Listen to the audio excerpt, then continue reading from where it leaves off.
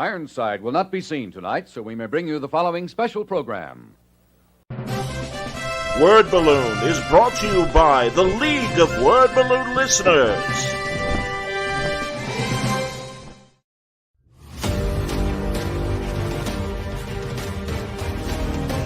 Hi, I'm Alex Ross.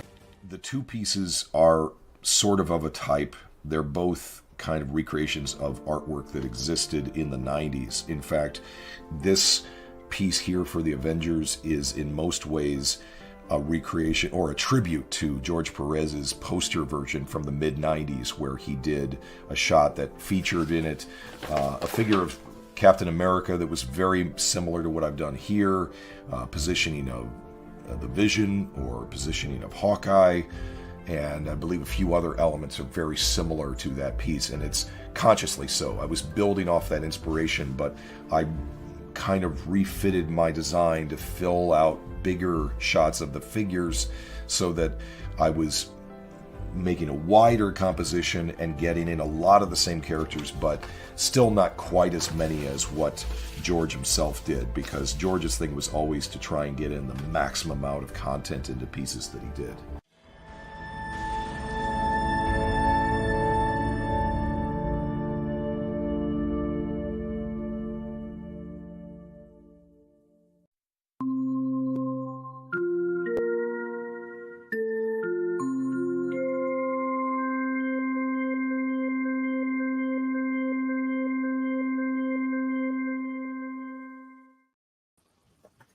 Welcome back, everybody. Time again for Word Balloon, the conversation show. John Suntress here. We've got an All Yeah Trek watch for you, because even though, Prodigy is back on the air and streaming on Netflix, but there was some Star Trek news this week. But we'll talk about Monarch. I want to hear Mitch's opinion of What If, and of course, Echo started as well, among other shows. So good to see you, Mitch. Franco and Wayne couldn't be with us, but that's okay.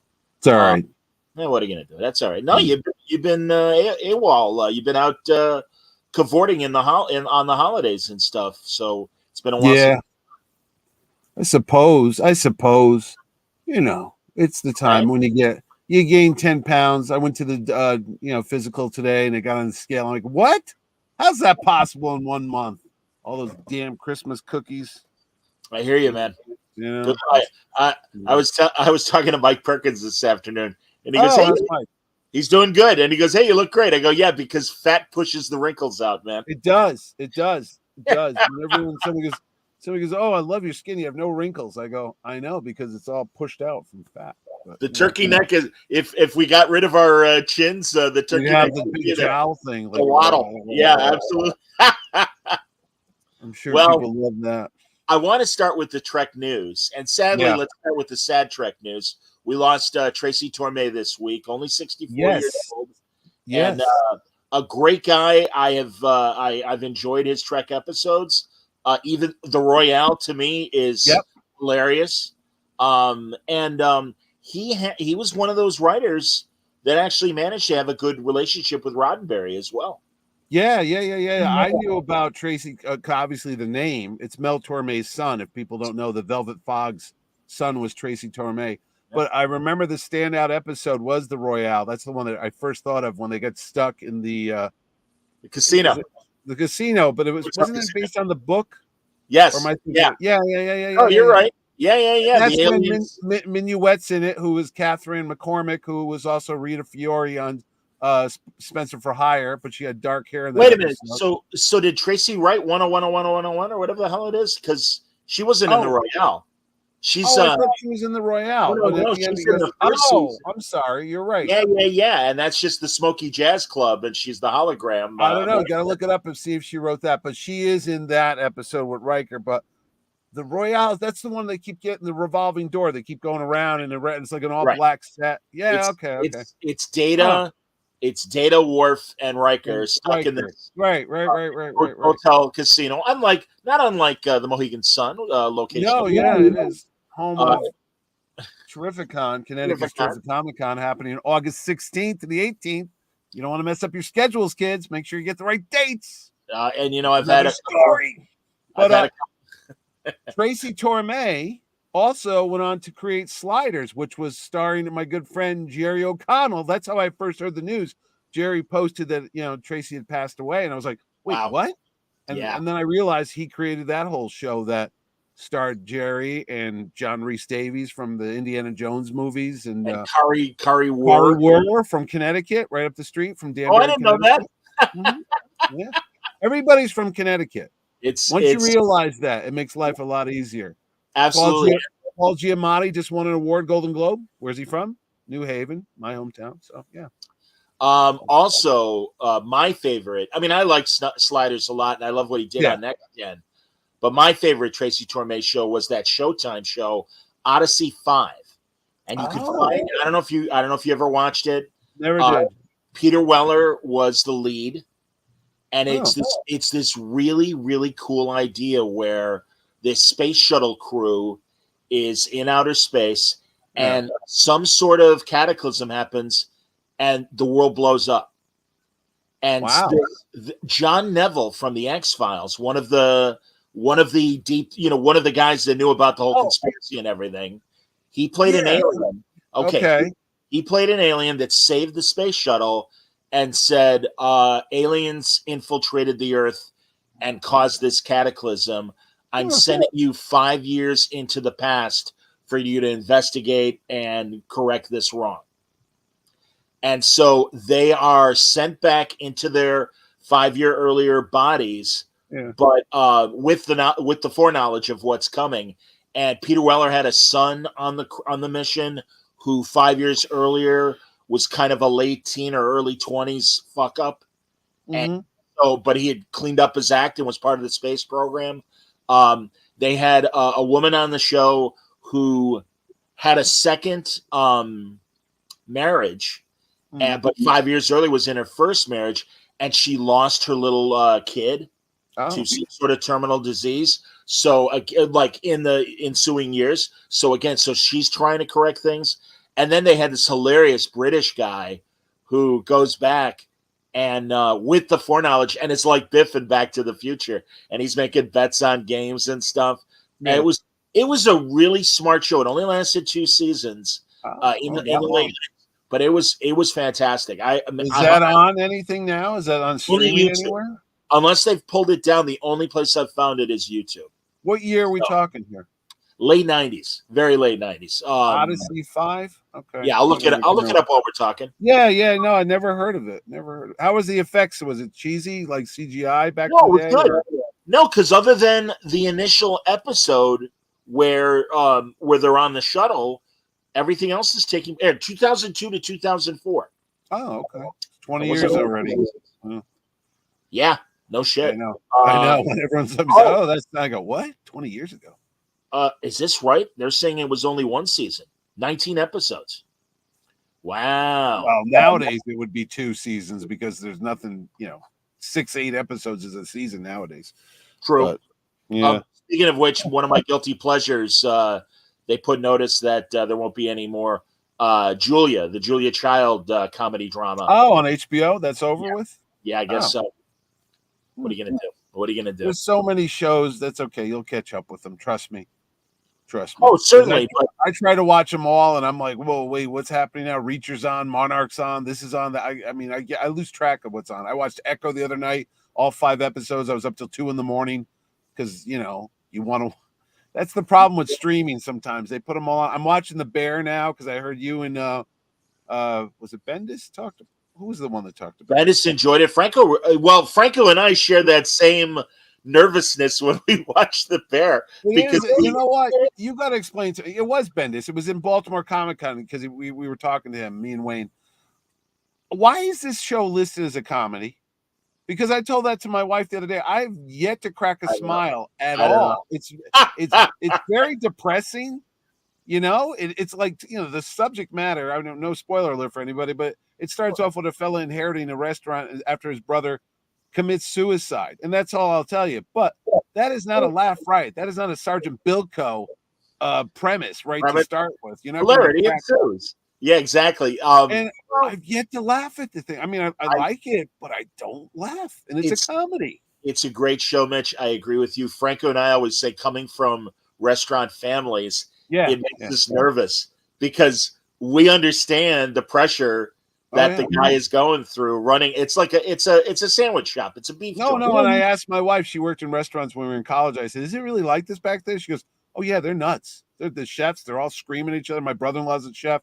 It's like crazy anxiety. And then once it all gets done, and then it starts all over again the next day. It's like, right. Oh my God, how the freak do you people live like this? Because I'm High like, pressure. no wonder he shot himself. I'm like going to shoot myself watching this damn thing, But well, that's why Chopped to me is such a understandable show. Oh yeah. Watching the chefs have to perform under time pressure and everything. You know who's really good in that beer show? Oliver Platt. Yes, absolutely. Another guy that I saw in New Haven back in the 80s. He used to go to Yale Rep, and he would do plays. A big guy. If you ever meet him, really big. He's like 6'3", 6'4", like Franco size. That's how we compare people now. He's like Franco size. Whenever you see somebody, how big? He's Franco size. So, yeah, that's fair. Absolutely, he's a big dude. Yeah. Oliver Platt was nuts back in the day when he was younger. What? Wasn't he Porthos in a Three Musketeers movie? He was, and I saw him in a play called the Moliere. Was it Moliere? The Misanthrope.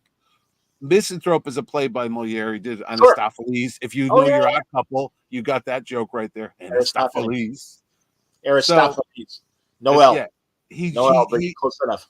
He would enter. We're not doing password. Anyway, he would enter the room in this play. If I ever see Oliver Platt, I got to ask him what the hell he was thinking of. He wouldn't come through the door.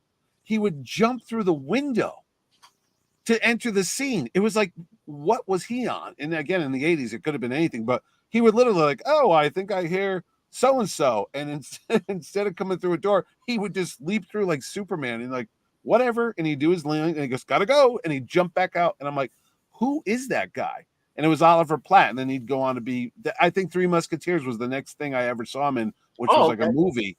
Sure. And then because you can't forget that. You're like, yeah, that's the big dude that was jumping through a window in a play in Yale.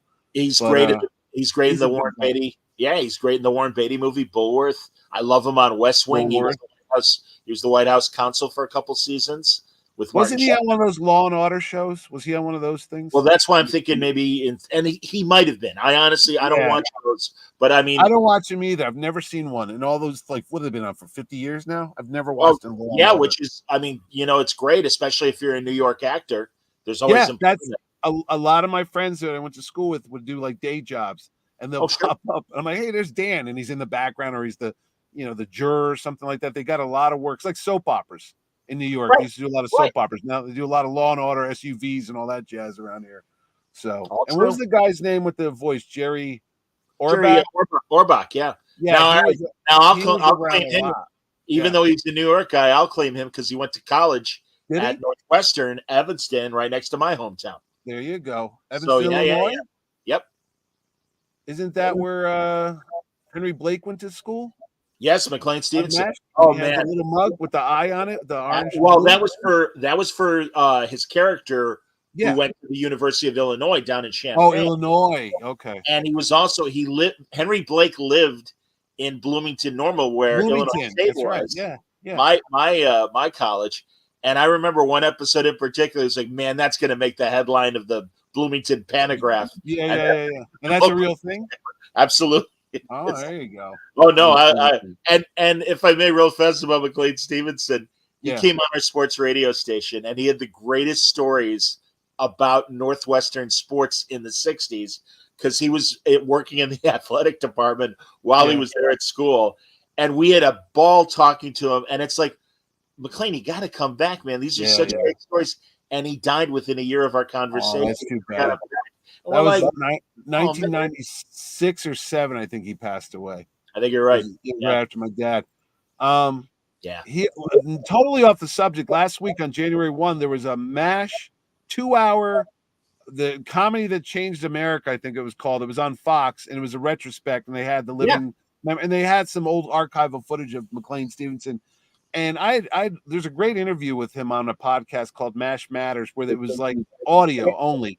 And he was very blunt about what happened behind the scenes and why he left the show and stuff I never heard before. But one of the things on that special last week, and it's kind of sad to hear him say that, he left MASH because they were whispering in his ear NBC. Oh, you're going to be the next Johnny Carson. You could have your own show. Why be one of, an ensemble when it's all you? And then he leaves, and of course he never has the success. And he says in this little clip they had, he realized later on, it took him years to realize it. People weren't tuning in to watch McLean Stevenson. They were tuning in to watch Henry Blake because they were in love with that character. And that he didn't get that at the time. But in retrospect, he realized. And I go, well, shit, yeah. I mean, why didn't you think they watched some of the other shows these guys went off onto? Because it was that family, that ensemble, that cast. That's what people liked, not 100%. He went and starred in Hello, Larry, which was one of Fred Silverman mistakes. He had the McLean Stevenson show. Didn't remember that. Bomb. Oh, it was a variety show, and those were the thing in the 70s. He had that tanked. Then he had Hello, Larry. Then he had one where he was a priest. Remember that one? No. Yeah. There was a young girl. I can't think of her name. She was a nun. It was about Holy Father or something, and he played a Catholic priest on it.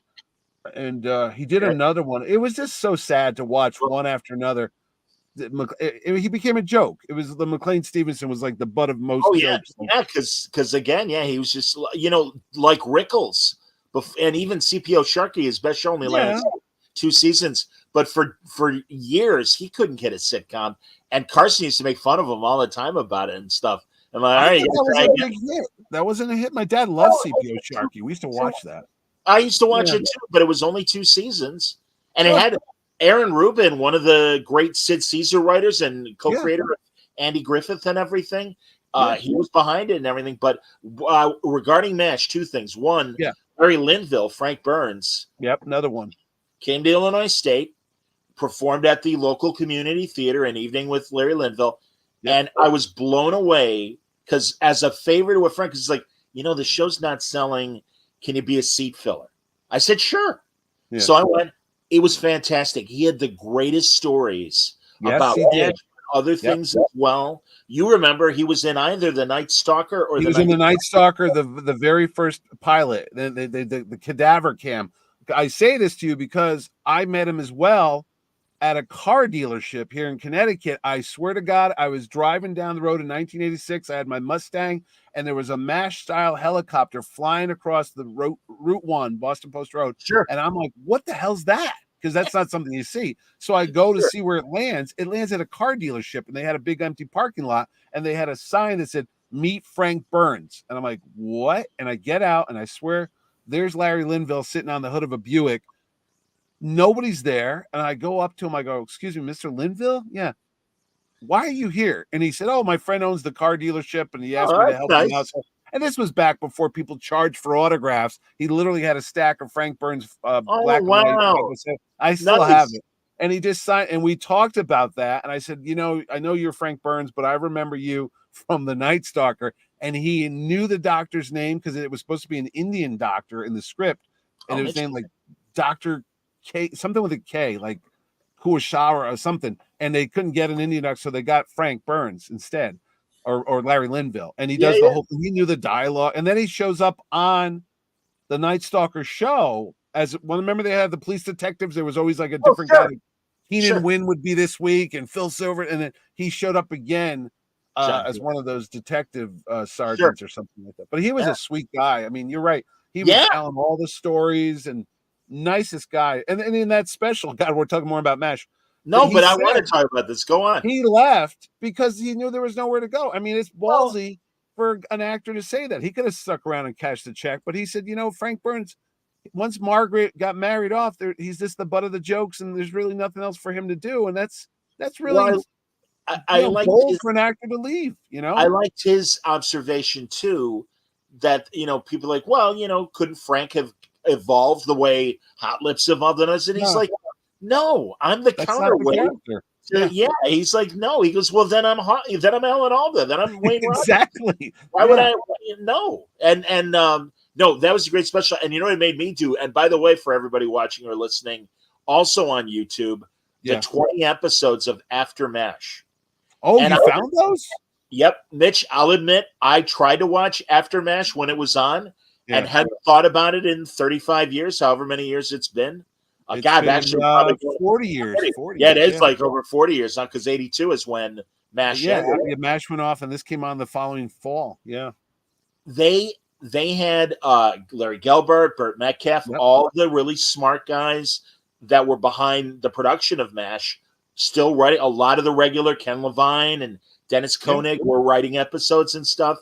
And it was Potter, Father Mulcahy, and Klinger. Yeah. And Radar showed up for an episode or two. And they had Radar's wedding on After MASH, which is hilarious. Yeah. But again, watching it now, I get it. Unfortunately, the other characters just misfired. You couldn't get the same thing. I mean, they fixed Father Mulcahy's hearing because he left the show. And you know what? I gotta say, when you watch shows like that rewrite like good, it's even with sequels. I say it all the time. Sometimes not everything needs a sequel, and it kind of ruins the magic a little bit because it's like Father Mulcahy left deaf. And Klinger stayed behind. Of all the characters that wanted to leave, it was ironic that he stayed. And next, it's like 5 months later, he's back home side, and soon he's trying to get a job. You could see that the meatball surgery they did at the MASH unit was vastly different from specialist techniques that were happening stateside. So I thought it was plausible for Father Mulcahy to get his hearing back. And no, I agree with you with Klinger and his wife, played by, and I forget the actress's name. Rosalind Chow. Keiko O'Brien. Yeah, that's right. She's Keiko O'Brien. She left Klinger for Miles O'Brien. I remember when she was on The Amazing Spider-Man, the same episode when he goes to Japan. Boy, people don't give a shit what we're talking about. But anyway, I love it. Shut up. I love it. Keep going. Ted Danson's first ever appearance is on The Amazing Spider-Man. He plays like an army general. He is such a tall... I didn't know that. But he's tall as Franco, but he's a big dude, and he's so weird looking. I'm sorry, Ted Danson might be a handsome man to some people. I always thought he looked like Frankenstein. I literally thought he looked like Fred Gwynn because he's got the lantern jaw and he had the hair. I used to think he was Frankenstein. Like, he's Frankenstein's better looking younger brother. Absolutely, exactly, yeah. But he's on that, and Keiko O'Brien. She's on that show. The real actress is on that show. But anyway, MASH is great. I love MASH. I got my initials are MASH. If you ever knew it, Mitchell Anthony, Stephen Halleck. I did it on purpose back in Catholic school so I can have my name on my initials on TV around the world every day because I'm an egomaniac. But no, I think I met almost all those people. I met Alan Alda. I've met Loretta Swit. I met Larry Linville. Radar is actually from Connecticut. He's from Bristol, Connecticut. I didn't know that. Wow. He lives in Florida now. He was, you know what? I got to tell you, and you know this too from watching the show.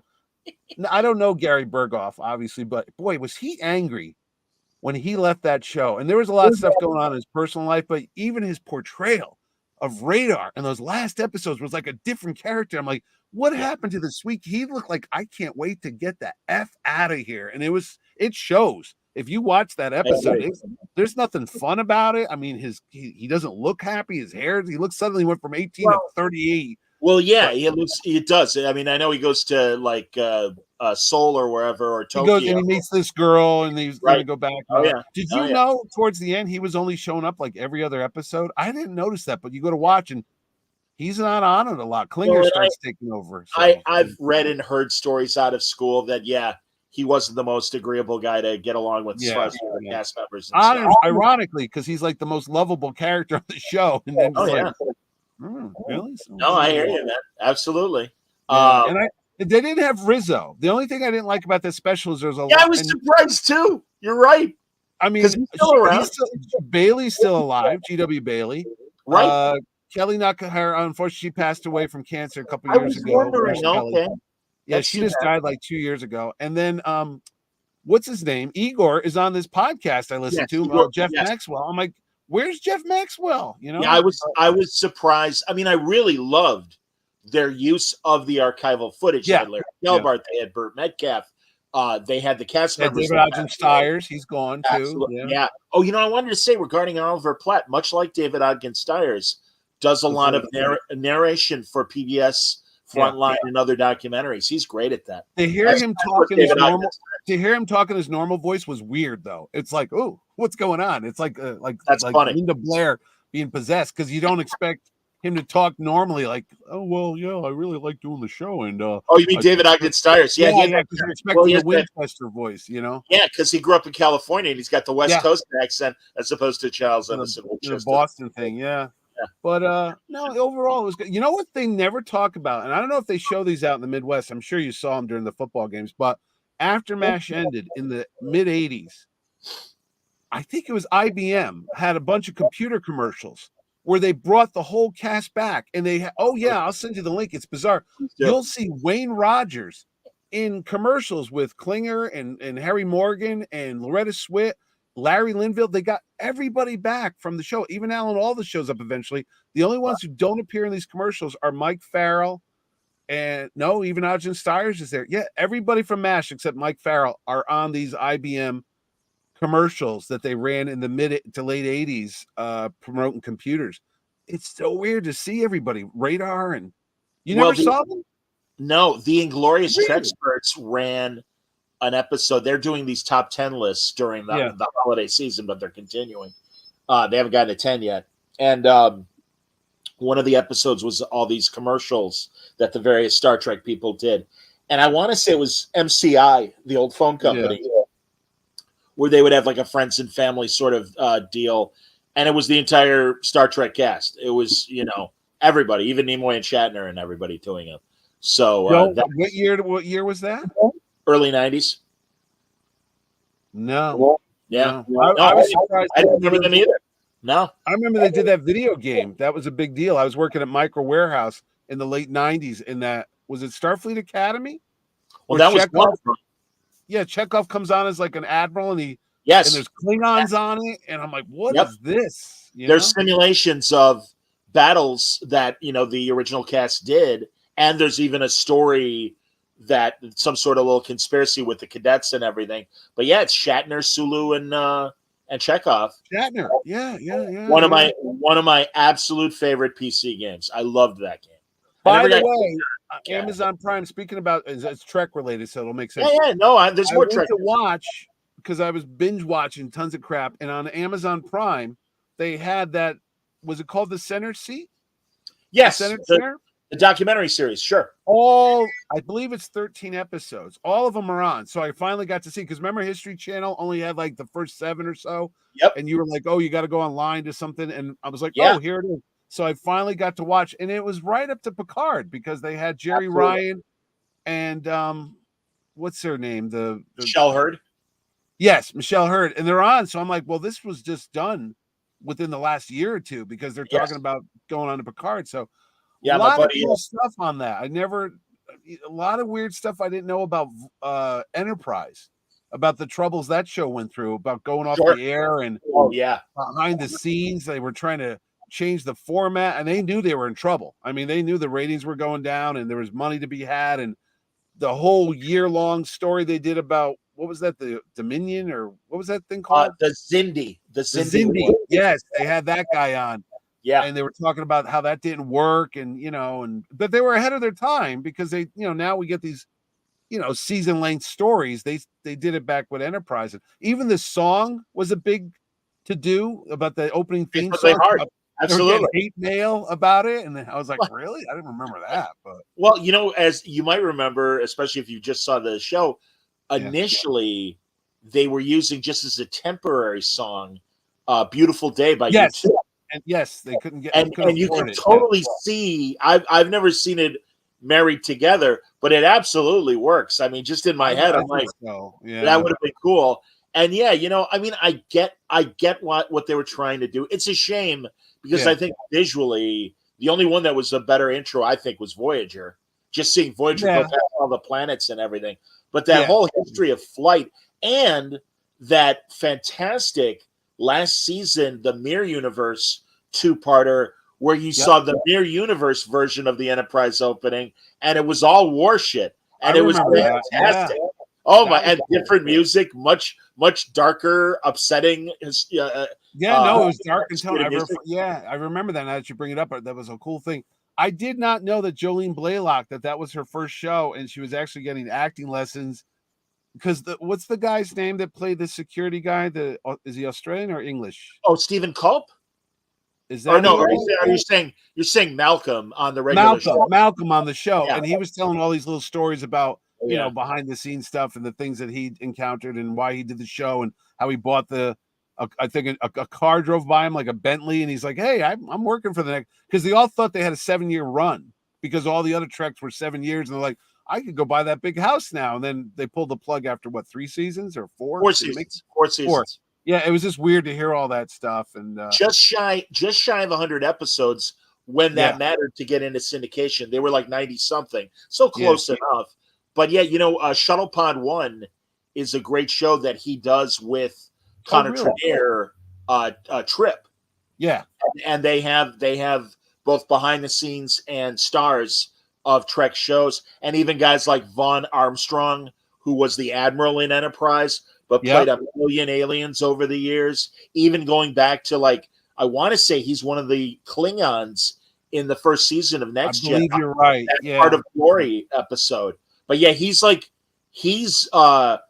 Jeff Combs, and really Jeff Combs is almost a semi-regular, given him the amount of different shows that he did. But he's right up there with like double digits, like 11 or 12 episodes, or something like, or characters. But yeah, played various aliens over the years. Vaughn Armstrong. No, I love that series. Brian Volk-Weiss is the producer in charge of that. Is he? Yeah, no. If you haven't, it's on Amazon Prime now. So if you have it, I guess it's free. So go watch it. But Yep. I mean, I was binge watching that thing for I was like 3 a.m. I'm still up wide. I go, wait, and it's narrated by Gates McFadden, which was it is. And she did a great job. She did a great job. Yeah. And no, it's was on there. I bought the streaming channel for the History channel because they had it on the streaming channel. They showed all the episodes, even though they didn't show them on over-the-air cable and stuff.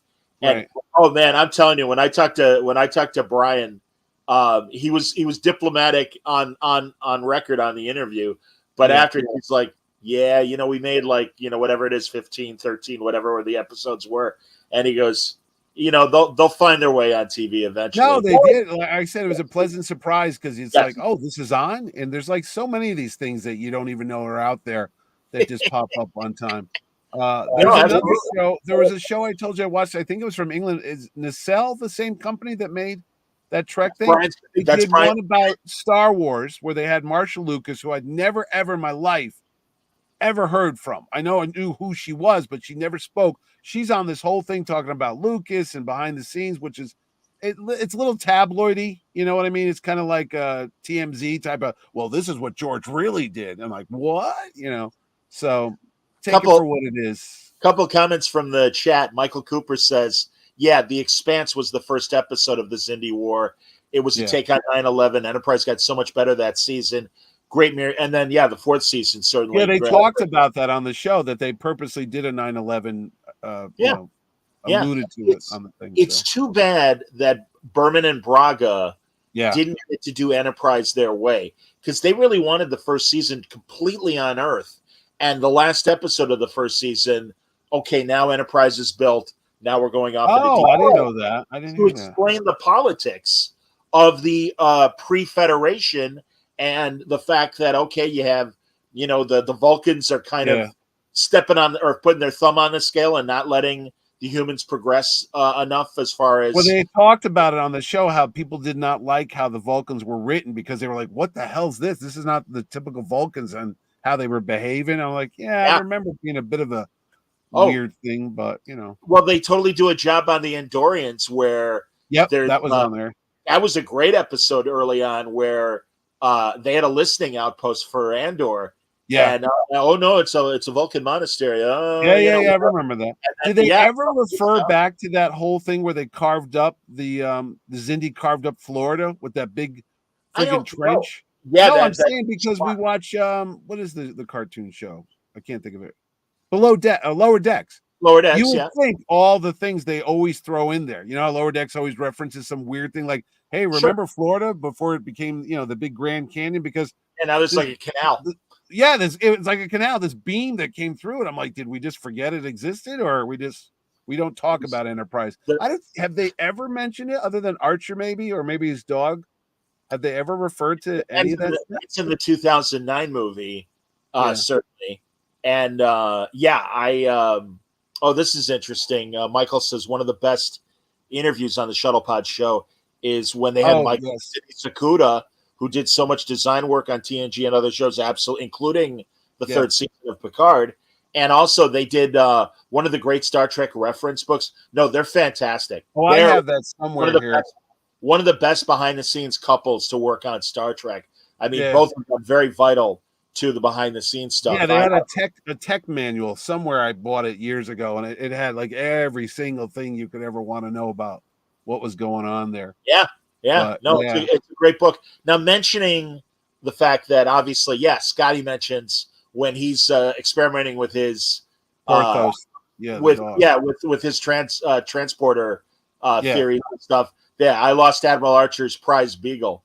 So, I mean, it is like 80 years later. So I'm assuming that Admiral Archer just kept buying beagles, and that it's not the same thing. Yeah, my grandmother did that with a dog she had. She had like three different babies. It's like baby 1, baby 2, baby 3. It's like, wait, is that the same? It's like Doctor Who. Is that the same dog? They were all black and white. Some were bigger, smaller, but over the years, I'm like, I think that's like the third or fourth one she's had. But there's that ridiculously great King and Queens episode where Kevin James' parents kept buying the same dog and never told Kevin James, and he's like, "Oh, my dog's amazing! It's 25 years old," and it's like, that's what it was like with my grandmother's dog. I was just thinking it the other day. I was like, that son of a bitch was like 30 years old. I'm like, wait a minute, why did it keep changing shapes? It was literally regenerating when I was a kid. I'm like, it's the different dog, but it kept having the same name.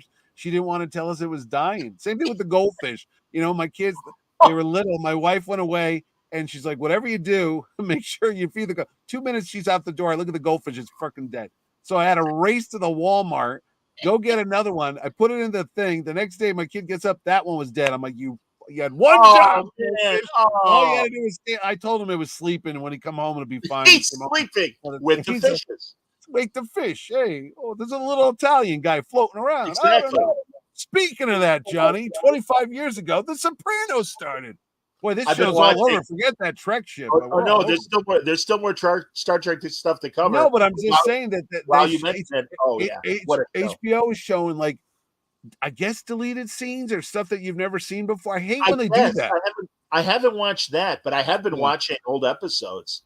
And man, what a great show! Good Lord. I know. It's hard to believe that's 25 years ago that thing was on. I was like, holy crap, I'm old. I met the whole cast, with the exception of Gandolfini, because I didn't stick around long enough. At the beginning of season 2, when Ada Turturro joined the cast as Janice, HBO had a big promotion, and they invited all of these CBS guy talk station teams to come out and see the first episode of The Sopranos before it aired on TV in the HBO studio theater, which is amazing in New York. And then they took us to dinner in Little Italy.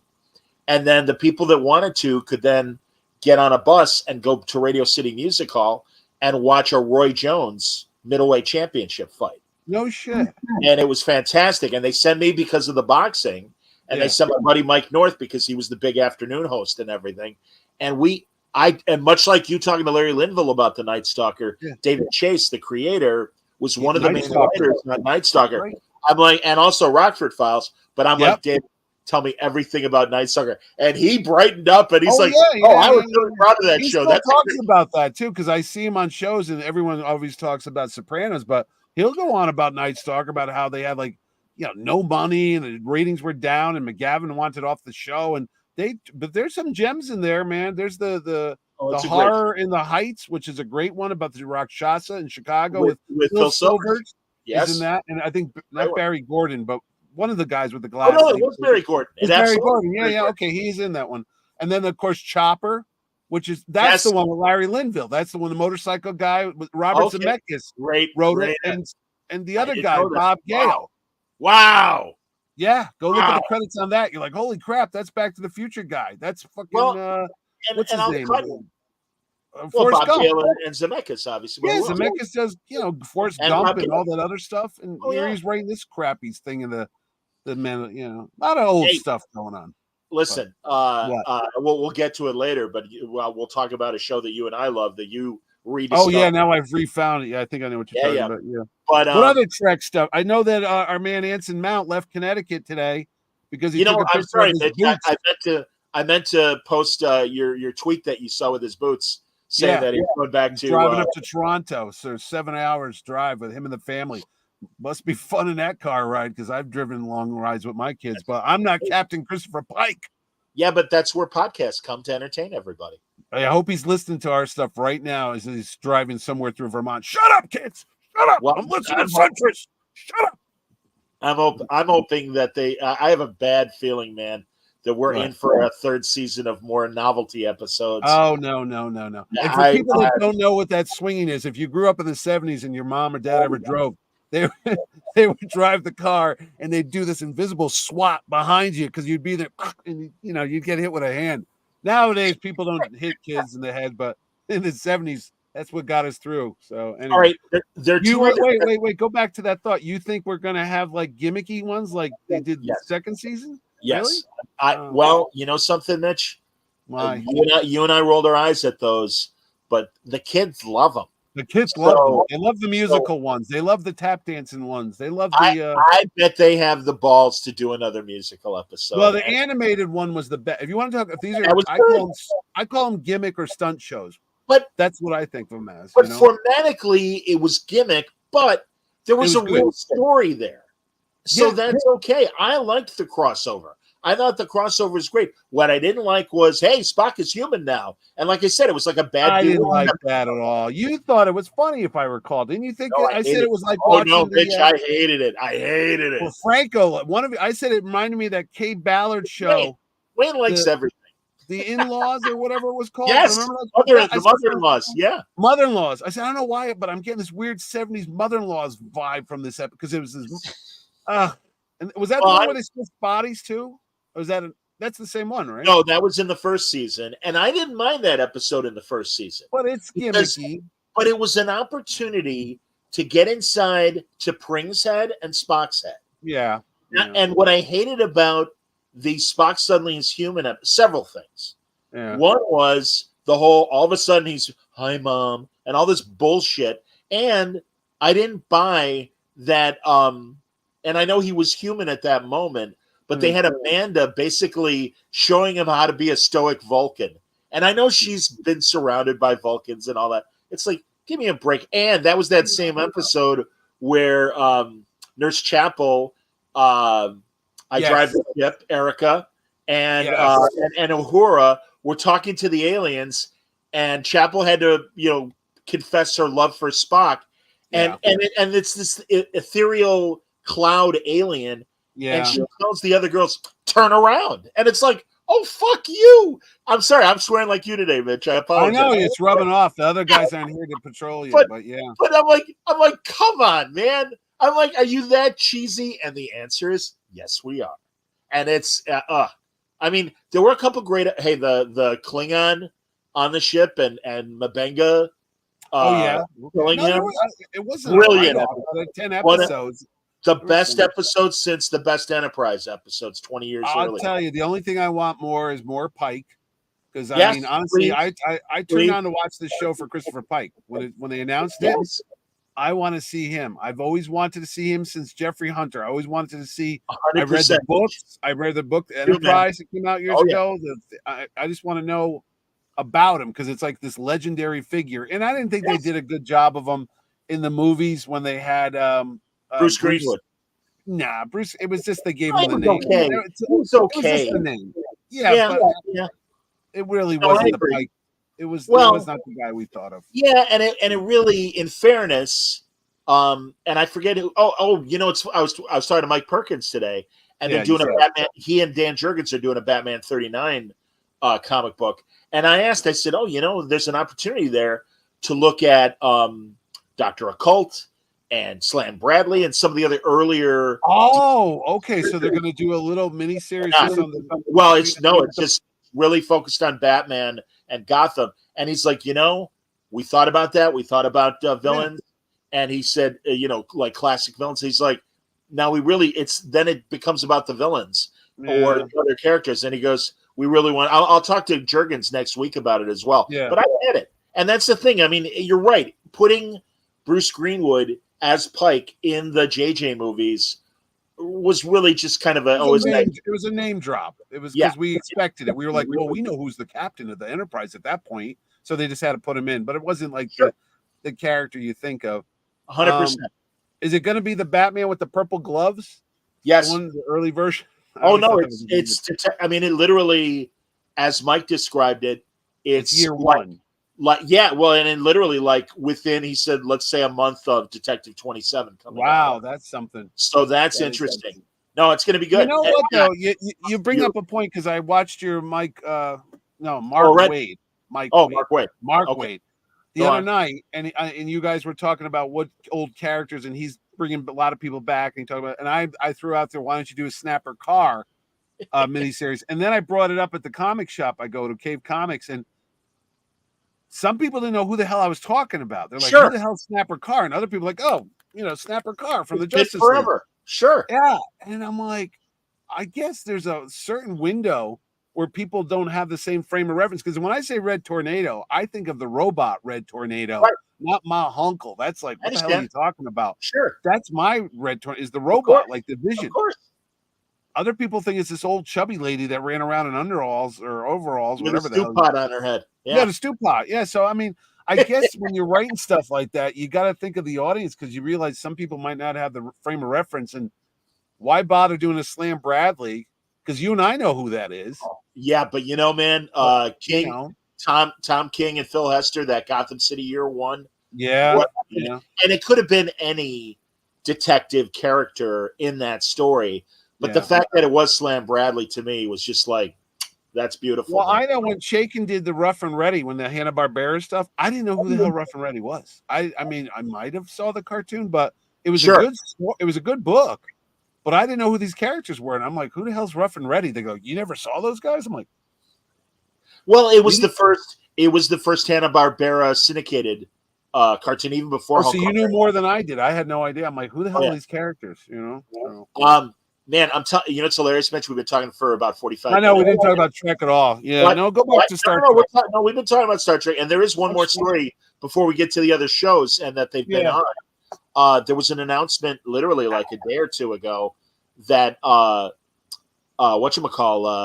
Bad Robot, J.J. Abrams' company, is supposedly making a new Star Trek movie. The director of the Andor series, Toby Haynes, is supposedly directing it, and it's being written by Seth Grahame-Smith, who wrote the Lego Batman movie, Abraham Lincoln Vampire Hunter as well. Okay. Mitch, an even more tentative okay from me, because Noah Hawley was making a Star Trek movie. Quentin Tarantino was making a Star Trek movie. Forgive me, everyone, I forget the woman's name that was making a Star Trek movie, and they haven't happened. So until we actually hear that cameras are rolling, let's all take that with a grain of salt. My nephew is a big Star Wars fan. Reminded me the other day. It was December 23rd, 2023. He goes, you know what this is supposed to be? I said, what? He goes, the release date for Star Wars X-Wing Squadron, directed by Patty Jenkins. That didn't happen. And I go, oh, yeah, really? He goes, yeah, because they have these, that big PowerPoint slide with all these titles and dates. Yeah, like the Marvel. Oh, my God. And even before the strike and before COVID and all that, you're like, well, they'll get to these eventually.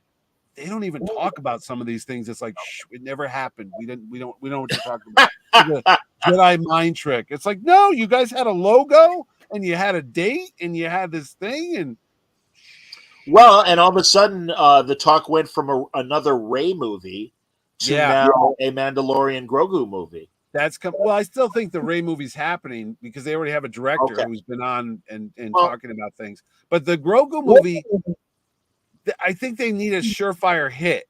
I really do. They think there's no way we could screw this thing up, and that's the thing, man.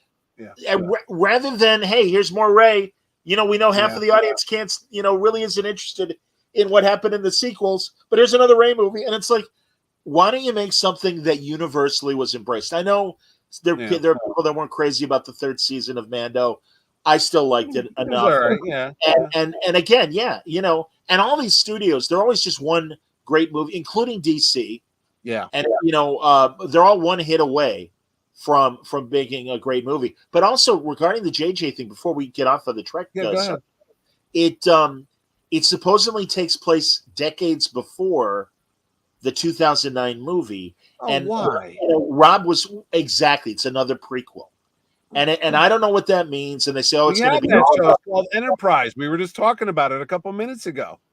Enterprise took place what, about 80 years before Kirk? That's right. That's right. Yeah. No, I hear you. I don't want to. I told you before. I hated when Discovery went 1,000 years into the future to see a shitstorm that happened to the Federation, because I'm like, what happened? And I wouldn't mind seeing that, but I also want to see 20, 30 years after Picard. I want to see. Well, they already kind of did that with the last Picard thing. That's kind of what, 20 years after. It's like, yeah, it's literally 20 years All right, after. so maybe go back. Maybe go ahead a little bit farther. I want to see Klingon Klingon staffed Federation ships. You know what I mean? I want to see all the stuff that they promised years ago in the old show, like the Organians. Oh, one day you guys will be together. We had Worf, but let's see imagine a whole crew or Ferengis of Ferengis. Yeah, Ferengi. Yeah, Nog was starting that. It's like let's push it ahead. It's been 30 years. Yeah, I want to see what happened. I really do. I'm curious to see how things evolved, and going backwards is not the idea, man. You can find this on podcast networks and also on YouTube, because they posted it there as well. It's so frustrating. It really is to be a fan. It really is. There's a fan-made production called Star Trek Lost Federation. Yeah. And the idea was, and this is pre-COVID, but that there was this virus that affected the galaxy, and also kind of like Discovery, that the ability to do warp drive, something happened. It wasn't the ridiculous reason of Discovery, but and also the Earth and the Federation splintered into at least two factions, if not three, where there was a very fascist Federation arm, and then there were the people that had the original tenets of why the Federation was created. But there was like galactic economic, terrible things. Turmoil. Yeah. And they were able to put their resources together and rebuild one ship. And they were sending out this crew on a deep space mission. And it kind of lost its way, but the early episodes were really interesting. So that would have been an interesting. And also it was enough of close to the continuity of the Berman era shows that Cisco was still around, Deep Space Nine was still around, a few other things like that. They weren't main characters, but they had episodes where the new crew went out there and stuff like that. Very interesting. It was a really good idea. No, I mean, I know we whine about this stuff a lot, but some of the product that we get from the studios, I question. Because the other day, my buddy, we saw Aquaman 2, Ordway and I. I wanted to know. I didn't realize how many DC movies there were until you realize, okay, this is the end. We're off to the James Gunn universe in a year or so. And then I started listing them all. Oh, my Christ. There was a shit ton of Zack Snyder DC world building unit. I'm like, wow, I did not realize. And they were, I hate to say it, they were all kind of bad.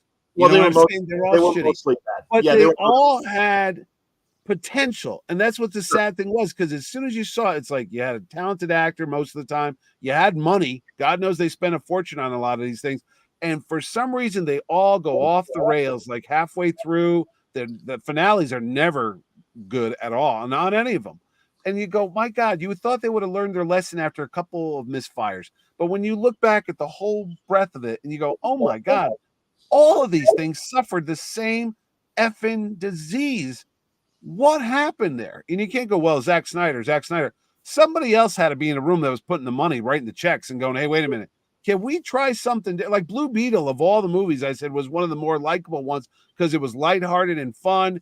And Shazam should have been more like a Blue Beetle. I don't know how you screw Shazam up because it's supposedly like a kid's, but they did. They got. Well, it's funny because eventually, the first one I thought was decent. Yeah, and I would say the second one, I just think they mismarketed it for whatever reason. Oh, the second one, they didn't know what to do. I mean, they were just like, because at that point, I think the DC universe was over at that point. And then Aquaman was just like, I don't know what the hell happened to that thing. And it's, well, do you trash Aquaman it? 2, I meant. I know what you meant. I was going to say, do you junk it the way they junked Batgirl? Or they did. They shit it all over Aquaman 2. They didn't even give it a premiere. Well, that I don't know. But all I know is, again, it still came out during Christmas.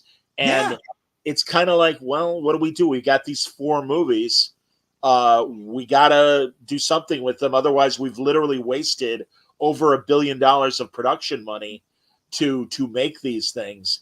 I don't know. Did you write them off like they did the Batgirl movie? Then I always question how bad could the Batgirl movie have been compared to some of these other things that got released. And you know what brought this up? The Solo movie was on ABC Sunday Night Movie. We actually have an ABC Sunday Night Movie again. I'm like, what is it? 1982?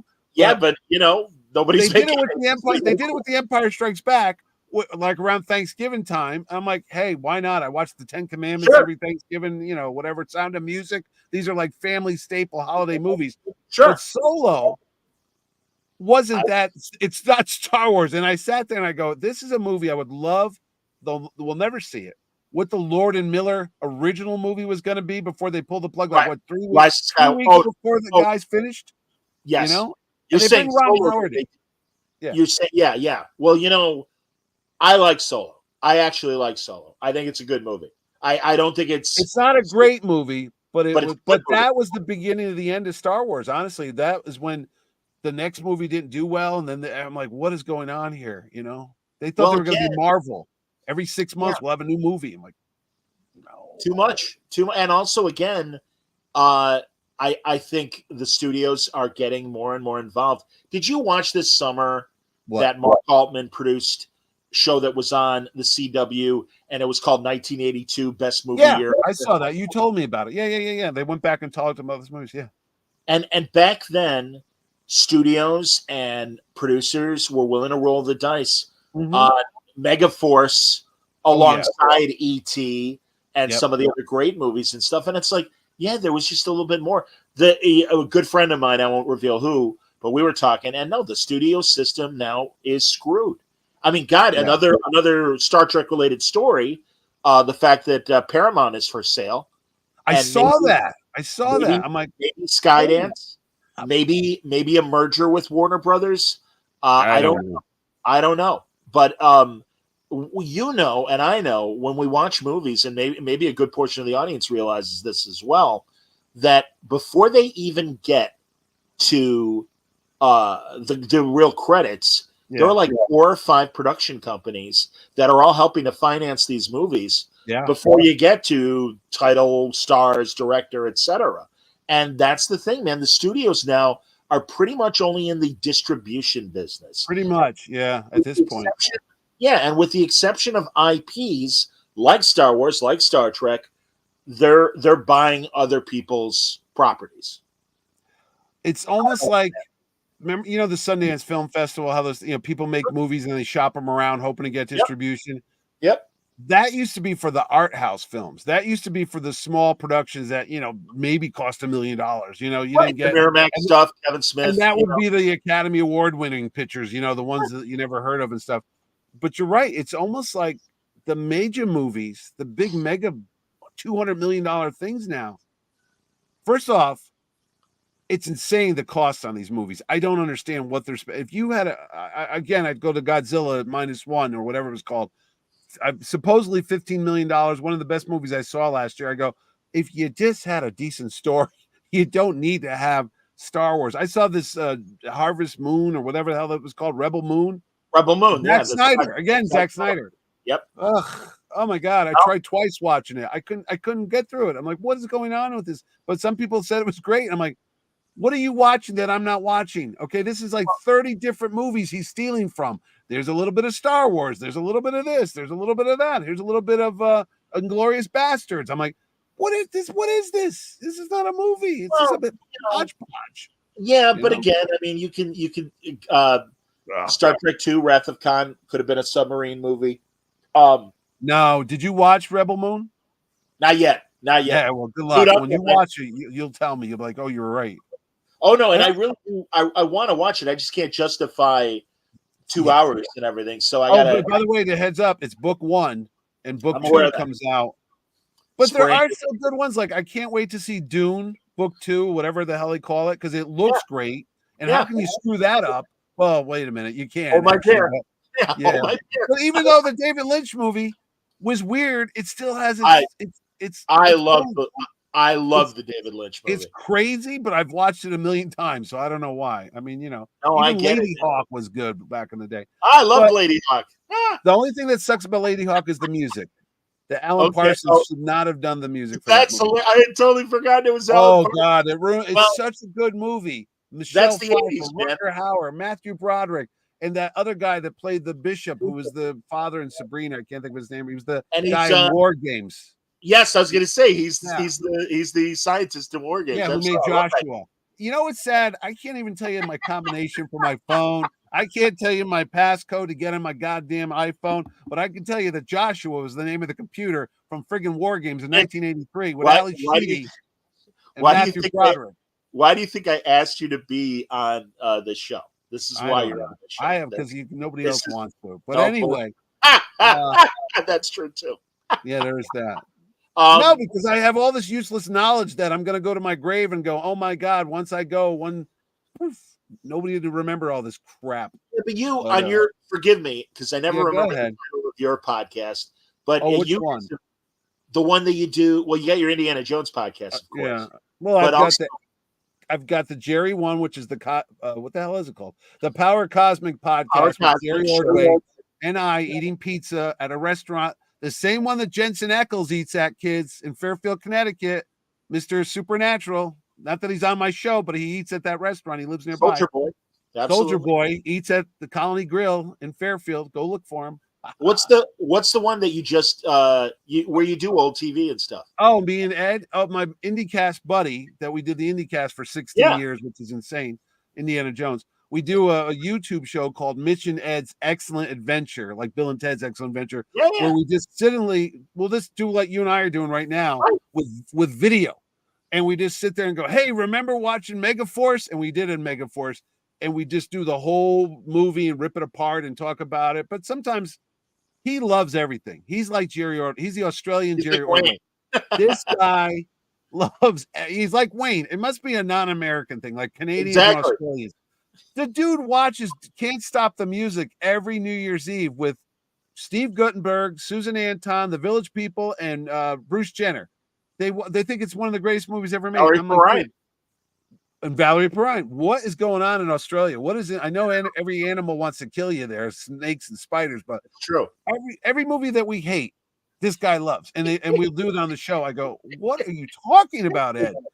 We got to do this movie. But we did Lady Hawk once because I remember I loved it. Great. It was like, what have you done recently on the show? We just did Johnny Quest, which we could talk about because I just found it after 60 years. It's been on. It started. We went back and watched it.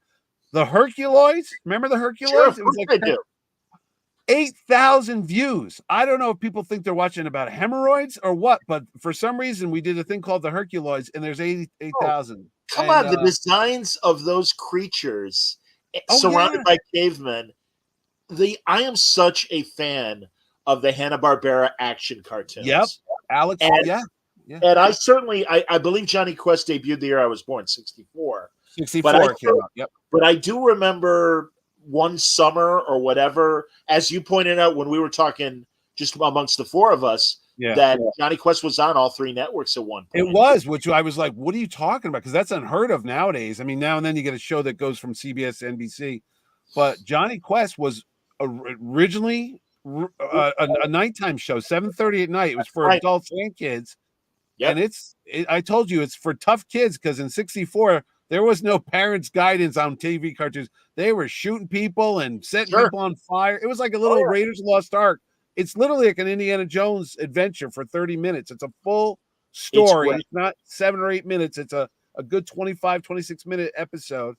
And they go around the world. They got great bad guys. They got monsters. They got action sequences. And, it's amazing. It's a fantastic. Because they wrote the show not to dumb it down towards kids. They said, let's just, and the sizzle reel, they made it. They still the ABC. They just did, Doug Wildey was the artist's name. And he was a comic book guy too, and comic strips. Yeah. He just did like a minute or two sizzle reel with a couple action sequences. And that's it. They didn't even have the stories. They were going to do a thing called Jack Armstrong, which was based on a radio character. And that was the All-American Boy.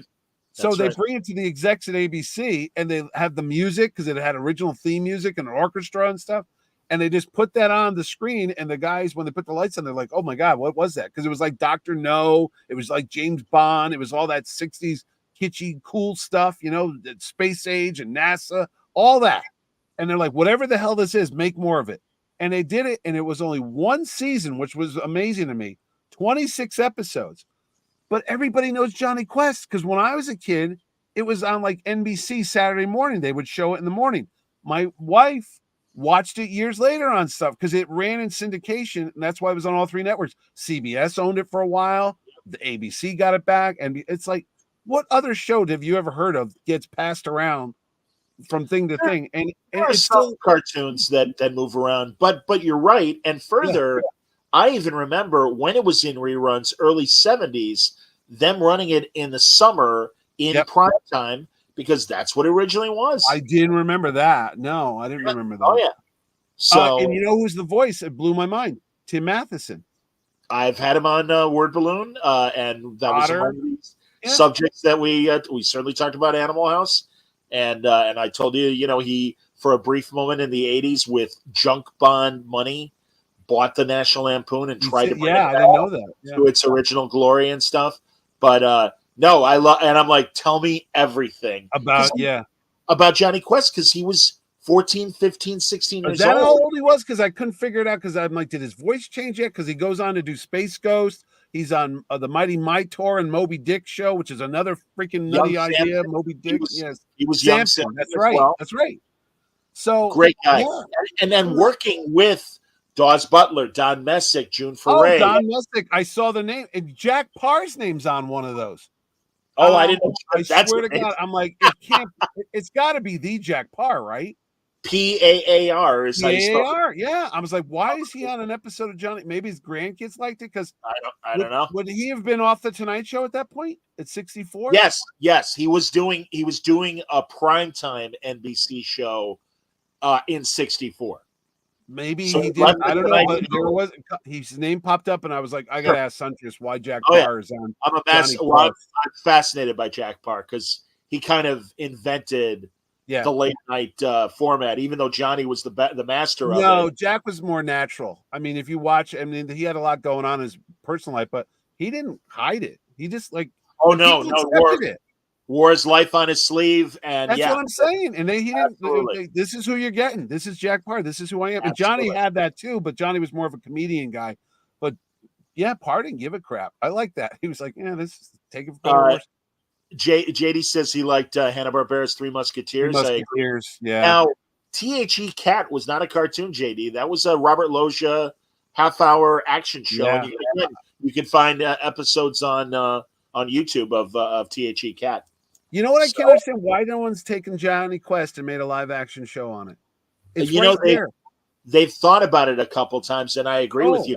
So I whatever died in production or whatever, I'm not sure, development, I'm not really sure. No, but it seems like a natural. They make so many of these, like they did Speed Racer, and there was another cartoon, George of the Jungle. They've done some animated live action stuff. I mean, how about all the G.I. Joe movies and all the Hasbro? G.I. Joe, I go, but this writes itself. I'm like literally watching it. I actually paid the $5.99 to get the Boomerang Network for a month, just because I wanted to watch all 26 episodes of John.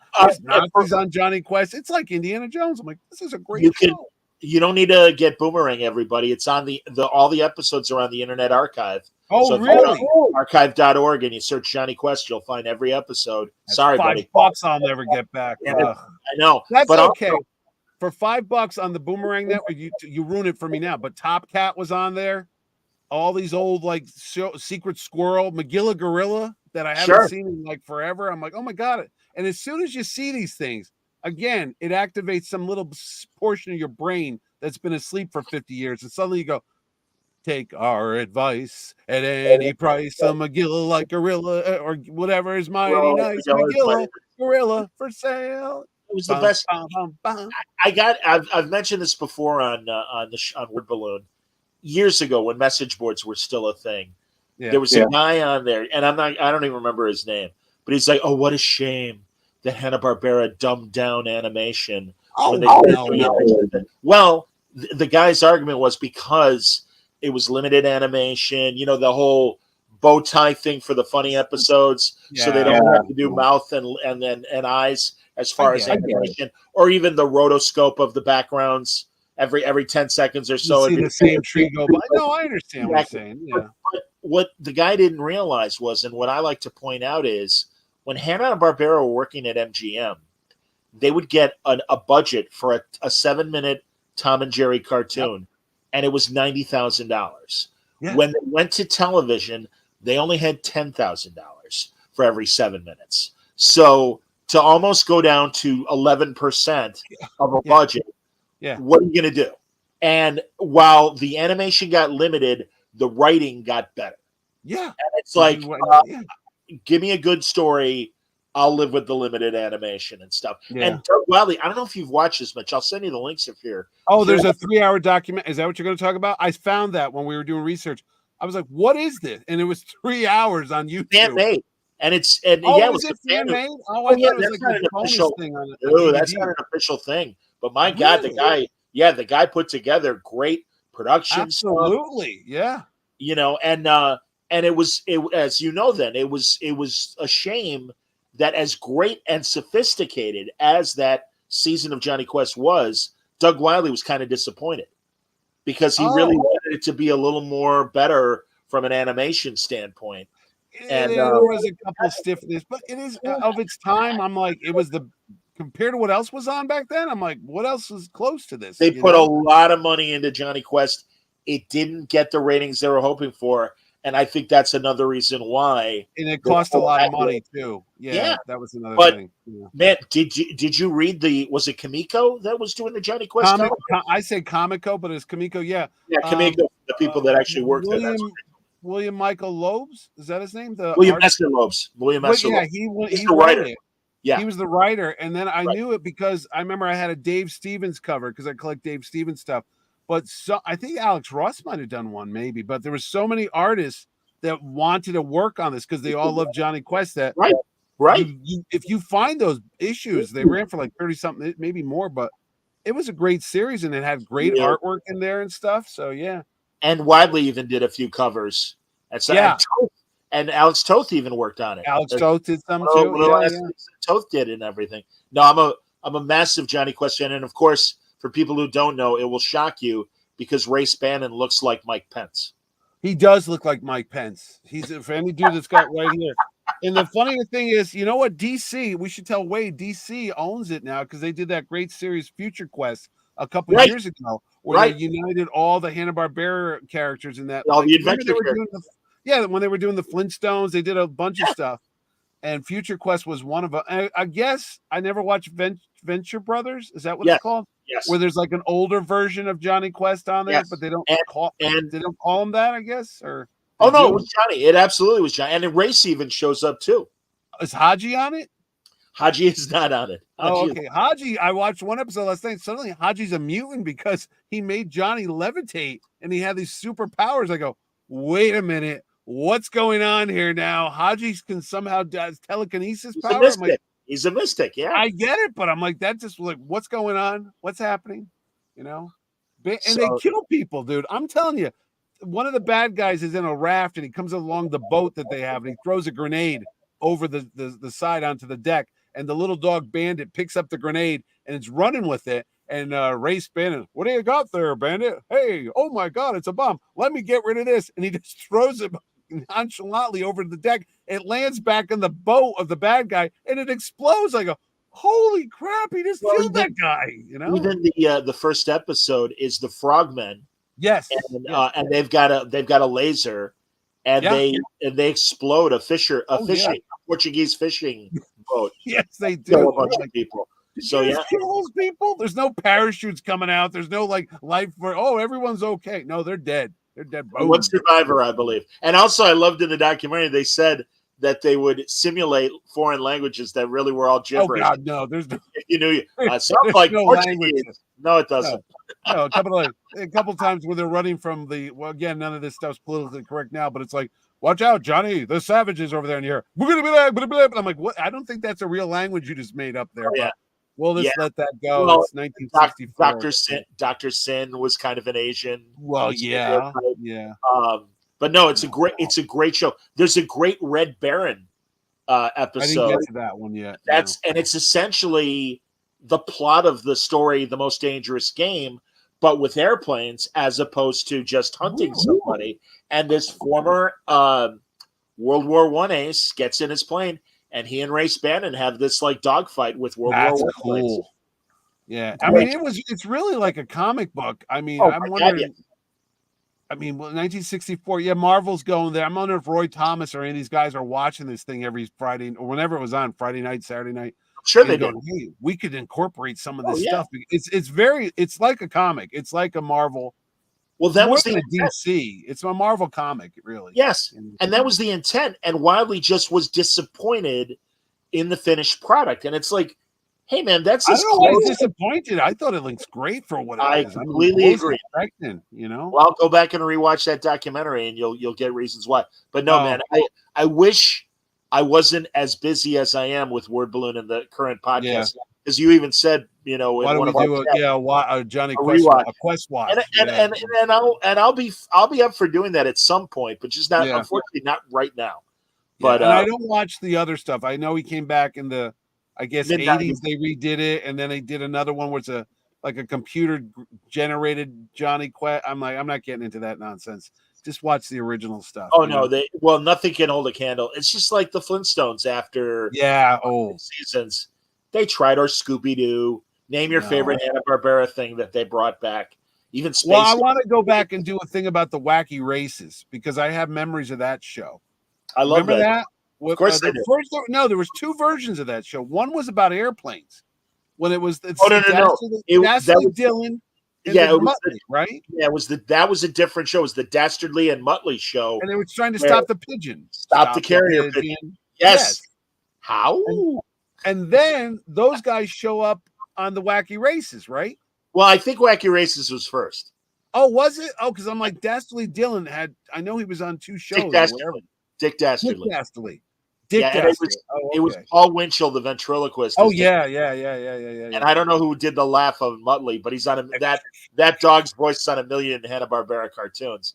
But I love the Wacky Races, the Ant Hill Mob, all the little people, gangsters.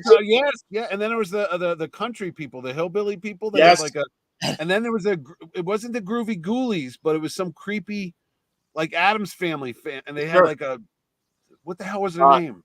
I'm sure somebody knows that. Well, JD, you're close. It's not Penelope Glamour. Penelope Pitstop. Penelope Pitstop. Now, maybe in JD, and forgive me, JD, I don't know if you're go find out what those creepy people. Maybe it was Penelope Glamour in another country. Maybe the creepy Crawlies or something. Something. It wasn't the Groovy Ghoulies. That was that was a spinoff of the Archies and Sabrina. I think it was Sabrina the teenage. Another car was the two cavemen that were in like a rock car. And they beat each other over the head as they were driving. Yeah. I don't know why they don't let this stuff go on anymore. Oh my God. I love that. Very violent shows back then. Oh, exactly. All right, there you go, man. Yeah, he's saying in Latin America. Yeah. That's why. Yeah. Penelope Glamour. Okay, because we had the alliteration of Penelope Pitstop. I just watched the thing about remember Dragnet with Dan Aykroyd and Tom Hanks in the 87, I think it came out. Absolutely. Well, when it goes over in Germany, for some reason they didn't have Dragnet. They changed the title to something like Lame Bull in the dark or something. I don't know why they couldn't just use the word Dragnet, but they had it like. Well, maybe it wasn't an idiom in the German language. That's that title. Like what? One of my favorite British spy shows. Yeah, from the UK. I was going to say British show from the UK. Really?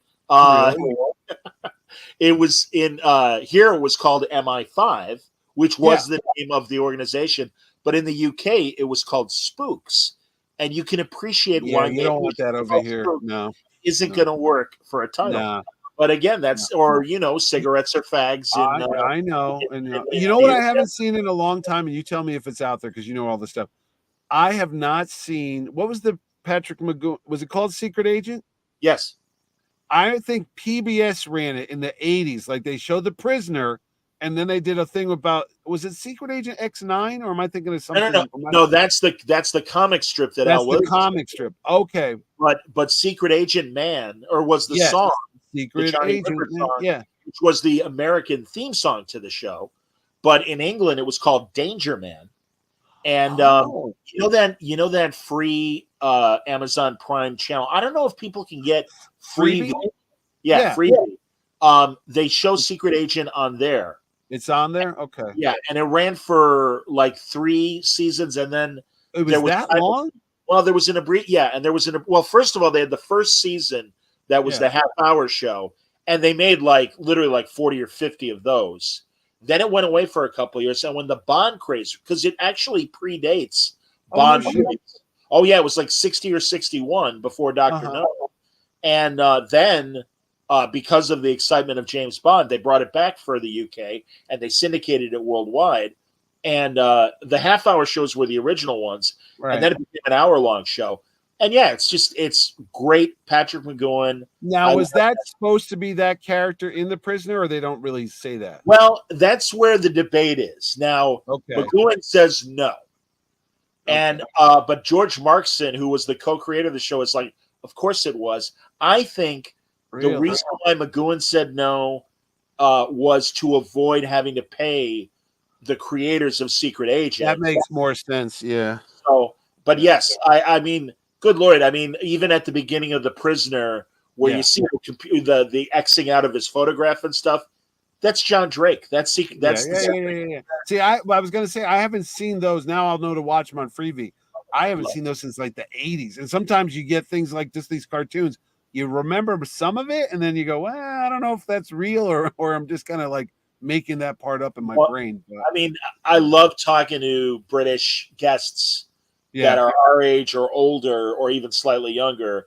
Yeah. I mean, you know, everybody from Mark Laming to Pat Mills to Gibbons, all these people. And it's like, so did you watch these great shows when you were a kid? And I forget, there was a show called Adamant Lives. And essentially, it was a Sherlock Holmes character. I bet you never saw it, Mitch, because honestly, I never saw it. Adamant Lives? Is that Adam Adamant? His last name was Adamant. Adamant Lives. And essentially, it was a Sherlock Holmes kind of 19th century adventurer who gets cryonically suspended animation. He's thawed out in the 60s and is trying to deal with swinging London from a 19th century perspective. And it's not the best show. It's certainly not the Avengers. It's certainly not Secret Agent, but it's interesting. But does he wear like old clothes or something? He's like a cave. I'm just a caveman. Your modern world frightens me. I mean, is that what it is? Yeah. It kind of is. And he's got like a cute little swinging London teenage kid or early 20s. Of course kid. You do. Wait, was he like a cute blonde with a miniskirt and go-go boots? Pretty much. That's every show in the 60s from England, you know. Absolutely. Well, you know, it's funny. My buddy in Australia, when we do the show, they didn't get All in the Family. They didn't get Sanford and Son. They got the English version, what was called like Tepstow and Son. Steptoe. Yeah, and they didn't get All in the Family. It was called like Father in the House or something. No, I don't know. Till Death Do Us Part. So when we're talking about shows, I'll say, "Oh, it was like Archie Bunker," and he's looking at me like, "I don't know who you're talking about." And I'm like, "You didn't watch no, we watched the English versions. You Americans turned them into your show." Which I'm like, "Well, we did it better than you guys, you know." Kind of. Well, it's certainly different humor. Well, there's a great inside joke in Hard Day's Night because the old man that was the Steptoe and Son old man character, like Red Fox, but British. The son always called him, and everybody on the show called him a dirty old man. You're a dirty old man. And in Hard Day's Night, which was at the same time as Steptoe and Son, he played Paul McCartney's grandfather. And that's the old dude? Yeah, and with the glasses, exactly. And everybody goes, he's an old man, but he's very clean. He's a very clean old man. Oh, so that's the joke. Oh, all right. Now, after my sister saw that when I was a kid, I used to be like, who the hell's that old man? What's the joke about that? Now I can go tell her. Absolutely. Joke. I guess in Latin America, JD says they had the Baron, which was the guy, Steve Forrest, the guy from SWAT. Who's what's it called? His brother.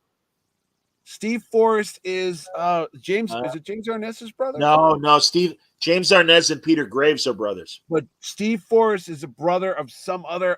Oh my God! I'll look it up. We don't have Wayne to do our homework, but real fast. Department S, the Saint, And Man in a Suitcase essentially was the Danger Man secret agent producers doing more of the same, but with a different lead character. Lou Grade, the guy who was in charge of ITV back then, his feeling was get an American or an actor that Americans know, and that'll make it easier to syndicate. And that's why, even though Roger Moore was obviously British, that's why he became. Oh yeah, because he was on. Was he on Maverick or something back? He was on Maverick, absolutely, Yeah, and several movies as well. But yeah, and that's why Steve Forrest, as an American, was the Baron. And I forget the name of the guy. Yeah, I forget the guy. I've never seen Department S. I got to find that. No, but I've never heard of that. No, Man in a Suitcase is very, very much like Danger Man. Very, very much so. No, but Steve Forrest his brother was an actor. I know. One day I was watching. Go, oh, that's so and so's brother. So. All right, I got to look him up.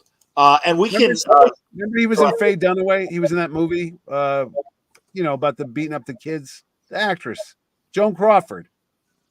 Steve Forrest was in that movie. Yeah, he played her husband. Mommy Dearest, absolutely. Mommy Dearest, that's the one. Yeah. All right, let's see. I like Steve Forrest. He was a good guy. Oh, I think he's a great. Oh, wow.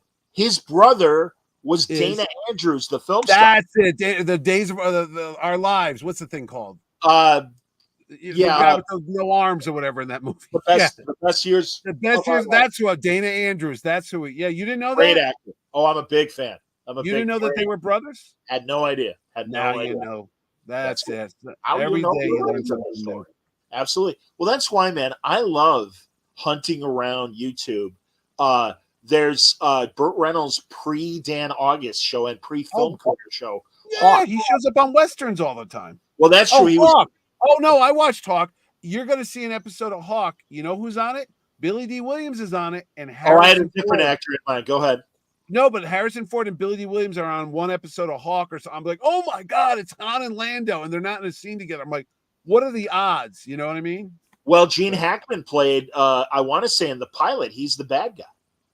And he's like he's like some religious zealot that's killing people and quoting Bible quotes before he kills them and stuff.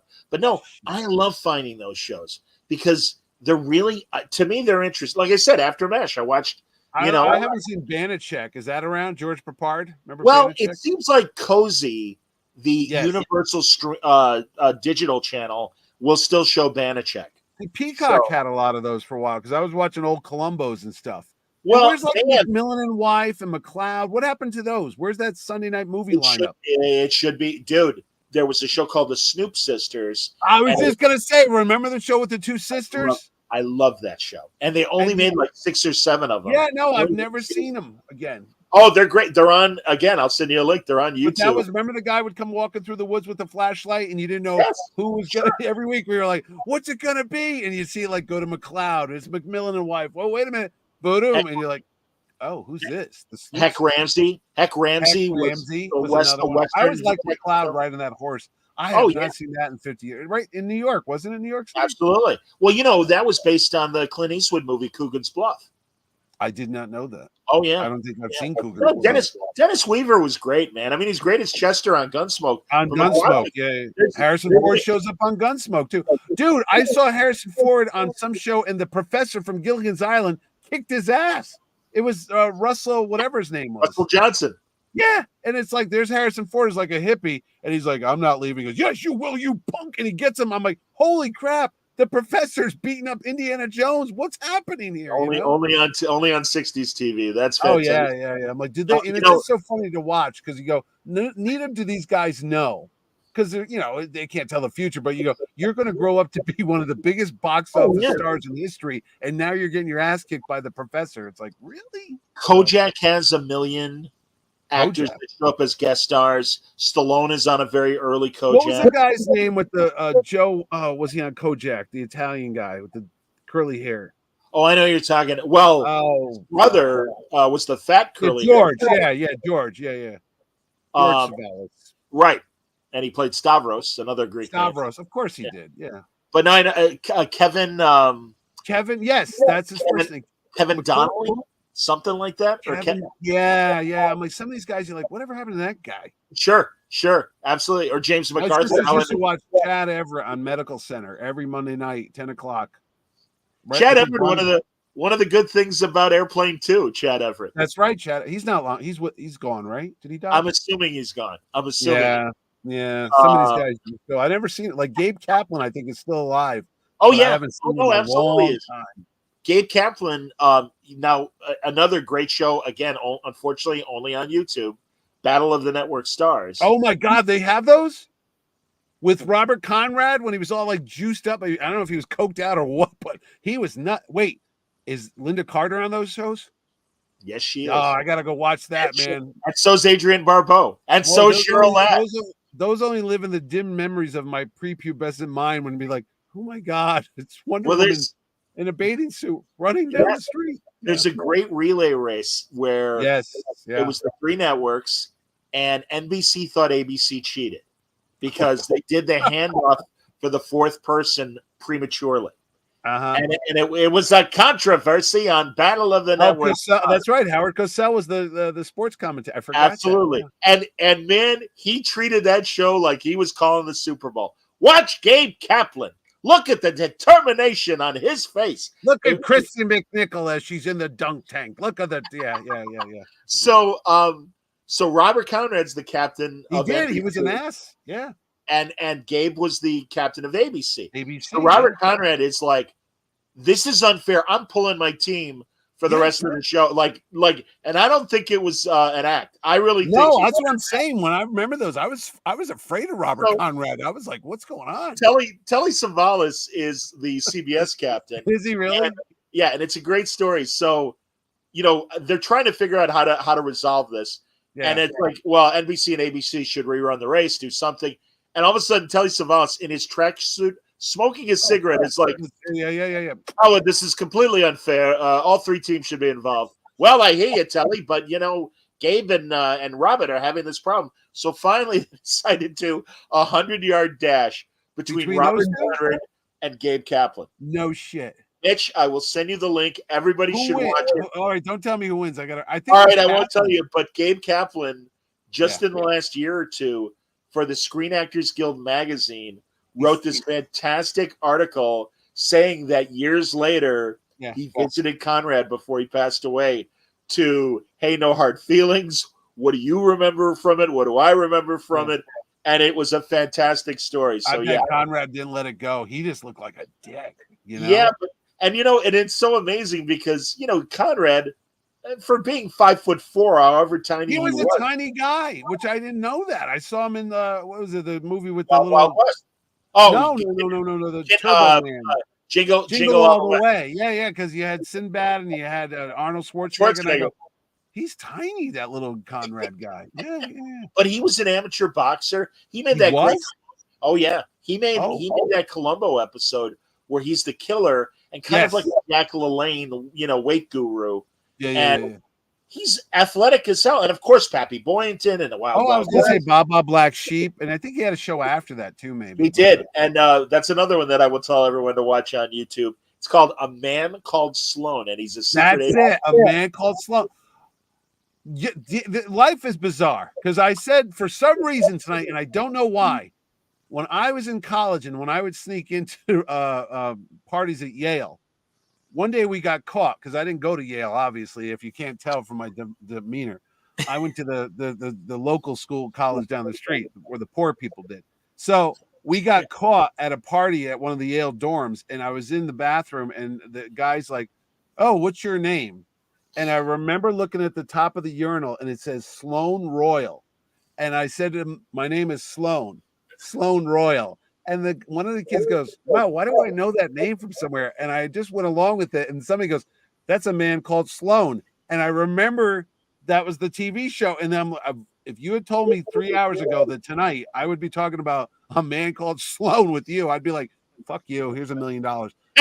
And it just came up now. And I'm like, I don't know why. I can't guess the lotto numbers. I don't know why I can't win money and cure cancer. But I do know Robert Conrad was in a shitty show called A Man Called Sloan. Early 80s, yes. Post Black Sheep Squadron. Yeah. It only lasted half a season. Yeah. NBC, right? Yes, absolutely. And again, I liked it because anything with a secret agent, you had me at low. And Conrad was a credible action hero. that you could imagine be a secret agent. He had one of his other spies that worked for the same organization. Well, first of all, Dan O'Herlihy was the spy master, who of course was in Last Starfighter. His voice. I was going to say we did that on our show too. We covered that. I love that movie. But Dan O'Herlihy, he had a big career prior to that. Wasn't he a radio guy? And TV. He was also the voice for the commercials of Kraft. So anytime a show that was sponsored, yeah. Well, not just cheese, all the Kraft products. I remember the Kraft stuff. Yeah, absolutely. You know what? Honestly, you know what this world needs? This world needs more variety shows. It needs to have the singing and dancing. Oh, come on. We need to have a Donnie Marie back again. They try. They try. At least they did try. Dana Carvey had his. But Dana Carvey's all those terrible Croft shows like the Brady Bunch and Donnie. What I'm talking about nowadays. I mean, you could get like a Paul Abdul. Well, maybe not Paul Abdul, but you could get somebody every week to do. There's no share.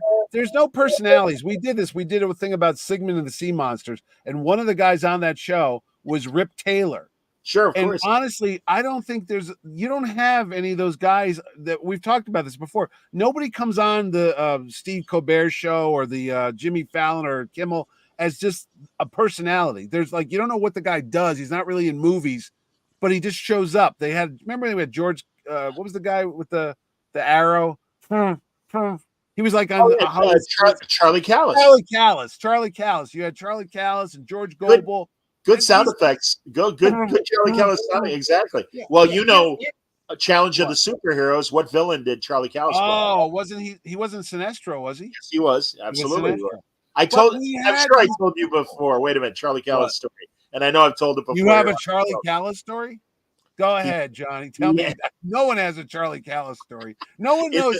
If there's one guy watching this, I think no one's watching this, but if anybody knows who Charlie Callis even is, click some. Nobody knows who he is. No, probably but my dad loved him though. He would watch him on game shows like Match Game and all that shit. So. Well, first of all, in the '80s, really briefly, Jerry Lewis tried to have a talk show like a Tonight Show, and Charlie Callis was his Ed McMahon. But further, that show was horrible. And again, you can watch it on YouTube. Everybody, is it on YouTube? Oh yeah, episodes are. Shatner's even on an episode. It made the Chevy Chase show look good. That's how bad the Jerry Lewis show Agreed. Was. Absolutely. But in the 90s, Callis came to one of our Illinois casinos to do his stand-up and be a headliner. And he came to our sports radio station. And my buddy Mike North was all about all the Rat Pack stuff. And, oh, my God, I loved you. Was he in the Rat Pack? Well, he was a hanger-on. Oh, okay. And through Jerry Lewis and Frank and those guys, Joey Bishop, yeah. He would, a couple cuts under Joey Bishop and stuff. Okay. And to even call him a Rat Pack guy is probably a bit of an exaggeration. He was more of the cheese that kind of hung around at the end. He wasn't really one of the guys. Well, and he's even in a couple '60s Jerry Lewis movies. And I didn't know that. Oh yeah, but he had those great crazy bug eyes and stuff. He did, yeah. So I go, I'm like, hey man, I got to ask you about one thing you did. And he was just him and his handler. And I'm like, you got to tell me about being Sinestro in Challenge of the Superheroes. Super Friends, yeah. And his eyes got big. And he nudges his handler. And he goes, you see? And he goes, there's one guy like you, John, in every city that remembers those stupid shows. Oh, I watched them. And I'm like, Charlie, you don't understand. I go, that was literally huge. Also, I'm like, you literally look like the character that Gil Kane drew. Yeah. I'm like, there would be. I'm like, yours was the perfect casting. He had the pinkish purple face, the magenta. Yeah, I remember that. I mean, the show might have sucked, but they looked. The costumes, the Flash's everybody looked good. The Green Lantern looked great, for God's sakes. Jeff. Remember the stand-up Jeff Altman? He was the weather wizard in that show. And I remember Ghetto Man, which we don't talk about, but Ghetto Man. Oops, exactly. Old man. Old man was William Adam West and Burt Ward were freaking Batman and Robin for 10 years after the show, and they still fit the costumes, and they look great. They look great. And Gigantra was a transsexual that had transitioned. Oh, I didn't know that. I did absolutely. Not know that. Yep. No, but was it Artie Johnson? Was the who was he? Mr. Mixon? Oh, I don't remember that. No, it was wasn't it the Nazi guy from the Blues Brothers? Wasn't he in it? Oh, Henry Gibson? I don't know. Wasn't Henry Gibson one of the bad guys? I don't know. That I don't remember. But they even had Mordru from the Legion of Superheroes They back. did. They did. Yeah, yeah. They had Cheetah too, if I'm not remembering. Cheetah, Didn't have Wonder Woman. They didn't have Wonder Woman. They did not have Wonder Woman because she had a CBS show. Right. So yeah, they had to work around that. You're right, and they were 2 NBC specials. But they had Solomon Grundy was in it. Solomon Grundy was on. Yep. There was no Superman. No. There was no Joker. But there was a Captain Marvel. There wasn't Shazam. But they called him Captain Marvel, didn't they? I don't remember, but it wasn't. I don't think they called him Shazam. I'm reasonably certain it wasn't John Davies. No, you know who the guy I'm thinking of? He played Savania. Dr. Savannah. Yeah. That was Artie Johnson? Or one of those guys that was on Laughing. All right, I'm looking up the Challenge of the Superheroes. No, it's not Henry Gibson. It's not Artie Johnson. Because Artie Johnson was like very interesting. That was him, right? Right, I'm laughing. He'd sit on the bench with Ruth Buzzy. How you doing? Yeah, the dirty old man. I love that. The dirty old man. Yeah. He and Ruth Buzzy did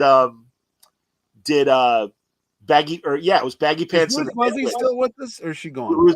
Ruth Buzzy is still with us. Oh my God, maybe she'll be at Terrificon, Connecticut's Terrific Comic Con, happening August 16th to the 18th here in lovely Connecticut. All right, I've got the cast of the Challenge of the Superheroes. Look up Savania. First of all, Adam West is Batman, Burt Ward is Robin. William Shallert was retired man. Oh well, not William Shallert. No, Patty Duke's dad. That's who that is? And the Admiral from Get Smart. Oh, yeah, William Shallert. Absolutely. I did not know. William Shallert was on like literally 200, episodes. He's one of those guys that's on everything. And by the way, Joe Barbera produced these shows. So that makes sense. Those are Hanna-Barbera productions? Really? Yep. In conjunction with DC. All right, I don't know who Mickey Morton was, but he was Solomon Grundy. Jeff Altman was Weather Wizard. Charlie Callis was Sinestro. Howard Murphy, don't know who he is. He was Green Lantern. Yeah. Alicia Brevard was Giganta. I'm getting a Black Canary. Garrett Craig was Captain Marvel. Howard Morris, not Artie Johnson, Dr. Savannah.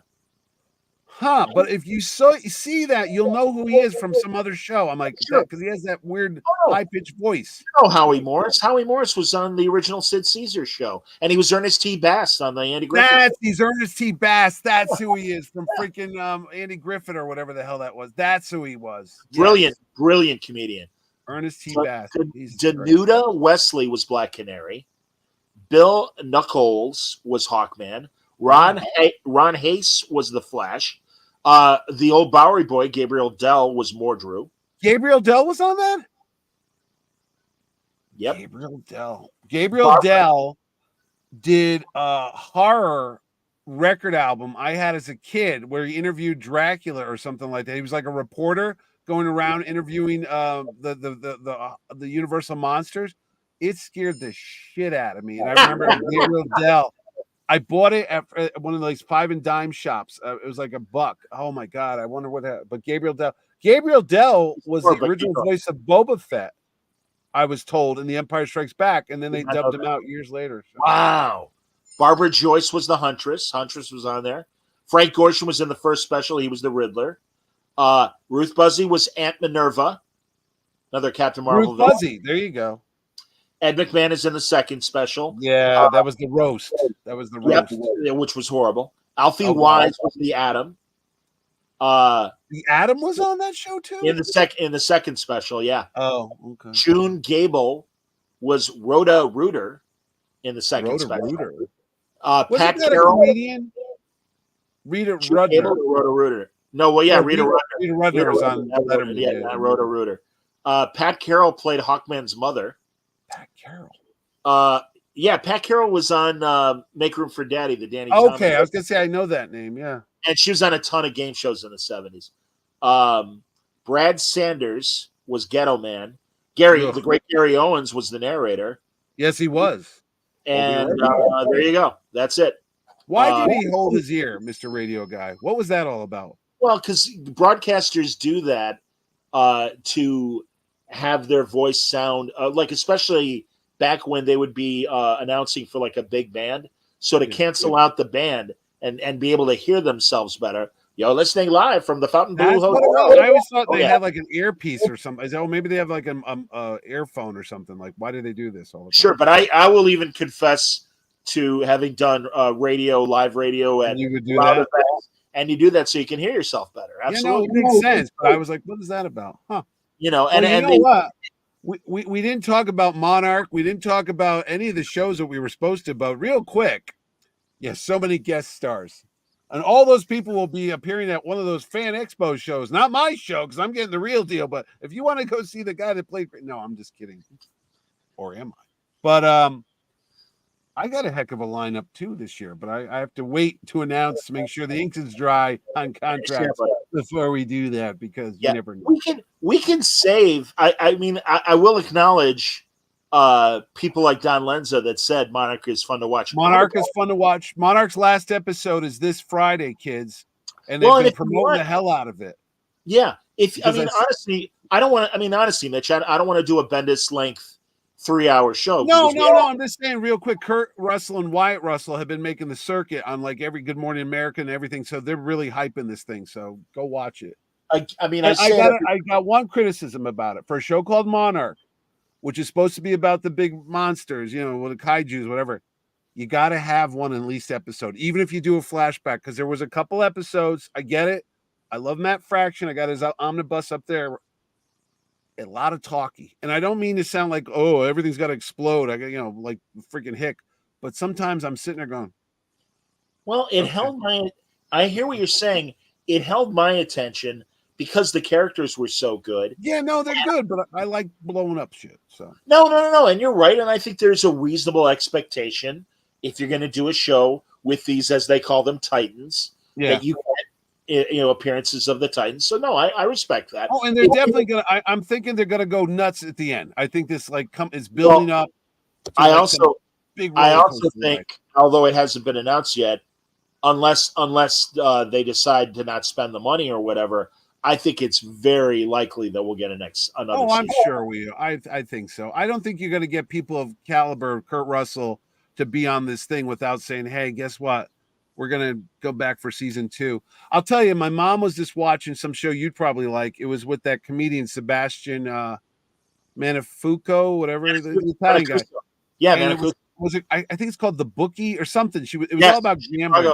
Chicago. Yeah, Chicago. My mom, I'm 86 years old. My mom's watches called me up. It's a lot of sex, a lot of bad language. I don't know, but it's such a good story. I hope they get a renewal thing. And I guess they just announced it. So I called her. I go, Ma, they got a season 2. Oh my God, when is it coming on? I go, well, they got to make. Oh my God. Yeah, they got to make it. Unfortunately, I know, but she's like, is it on next week? So, but thumbs up from Mrs. Halleck. She liked. Good show. The Bookie, is that what it's called? I think so, and I forgive me, I don't remember right offhand, but I have watched it on HBO, right? Is it on HBO? Max? Absolutely, it's on Max. So she enjoyed that. Real. What other shows did we watch? Echo. I watched Echo. What did you think? Well, I love David Mack. I love Casada. It's a character that it's kind of like I hate to say it, but it's kind of like a minor character in the in the Marvel Daredevil world. So I wasn't like expecting a lot, because it's kind of like, we're going to do a show about the Molecule Man. It's like, oh, okay, whatever. And D'Onofrio's good. The actress, I can't think of her name, but she's very good. She's great. She plays it. It was only 5 episodes. The first episode is really just a recap of who the character was.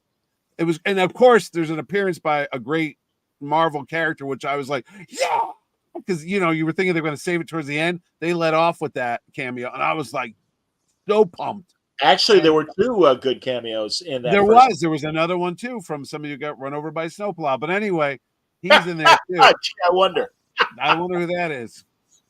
Could it be? No, but it was good the way they replayed beats from Hawkeye. Yes, which obviously introduced Echo. Yeah. But I really, Mitch, I've only seen it. No, I didn't say it was bad. There's just something about when they go to the ending of these, and I'm not going to ruin the ending, but I'm saying sometimes they go over the top, and characters that you don't expect to do certain things just suddenly do weird stuff, and you're like, that guy suddenly, the nerdy guy suddenly doing this, and it took you away from it. It became like a slapstick thing, and that's the problem. It's like you got a tone for the show, which is a very crime thing. I mean, you got a character that's like a hitman, and she's got the kingpin, and there's a lot of crime going on. And then there's this metaphysical stuff with Native American folklore, which I really enjoyed. And I love the color palette too. I don't know if people picked up on it, but David Mack does certain colors with his paintings and his drawings and his watercolors. And I love the scenes when it opens. You could see the browns and the blues and all that stuff. So it's on a whole other level. If you're an art fan, I go, oh, look, that's David Mack. That's David Mack's style. And it's beautiful. But the last couple minutes, there was like powers that I didn't know people had suddenly showed up. And I'm like, what's going on? They could do this now and they could do that. And that's the only problem. It was a great ride until the very last 15 minutes. And then I didn't like some of the finale action, but I watched it all. I mean, it kept me awake from 9 o'clock to 1:45 in the morning. I sat there, and you know what sucked? Our Disney went out because we had some kind of rainstorm here. So I had to watch it on Hulu. F you, Hulu, because you drop commercials in the middle of, like, you're watching a scene and all of a sudden, hey, you looking for a date? Well, just use this new swap. I'm like, what the fuck is this? And it's like, you have 45 seconds until it comes on. So now I'm like, well, and it's only 45 seconds, but I'm like, do I sit here? Do I get up? Do I go to the bathroom? Do I go get something to eat? It's midnight. Why am I eating? I'm fat enough. I don't need more food. But then you're like, okay, here's the finale. Well, hey, everybody, did you want? Fuck you, Hulu. What do I got to pay to get rid of those commercials? Fuck you, Hulu. But then the next day, my Disney Plus came on. I go, I didn't want to wait because I can't do that. But a lot of Hulu shows. I'm sorry, a lot of Hulu shows go ahead. are on Disney Plus now. So I know, which was weird too. I'm like, why am I buying Disney Plus if it's going to be on Hulu? Not everything, but only Murders and The Bear. Murders is on regular TV now. Well, that I know too. Yes, it's on ABC. Again, doesn't surprise me when I thought it was a foregone conclusion to do something to pick up the slack, and I would much rather watch a MASH. Oh, why? Because this is because of the strike. Yeah. Oh, okay. I was like, is this why are they doing this? Oh, that makes sense. I'm assuming that's why Solo showed up as a second. Yeah, they have nothing to put on. It's like, right. So you got to fill the schedule. I would rather watch those than the game shows, the reality shows. So it's okay. I don't mind. And again, it's smart. I mean, Elizabeth Banks was doing one tonight before we talked. I was clicking channels. Elizabeth Banks on a show. Rob Lowe's doing a game show. I go, why are these people doing game shows? I go, well, I guess it's cheap and easy to make, Sure. No, it is. Absolutely. What other shows were on? Echo was good. Watch it. Monarch's good. Yeah. What other shows did we watch? Monarch. What was the other? I watched The Bear. I have to catch up on Reacher. You're not going to make it, so don't worry about it. You're dead. Oh, all right. He's drinking water. That's why I always have water next to me. Absolutely. What the hell else did I watch, man? What are we talking about on the show? Well, there's no Star Trek. I didn't watch Prodigy again because it's the same thing. When's season 2 starting?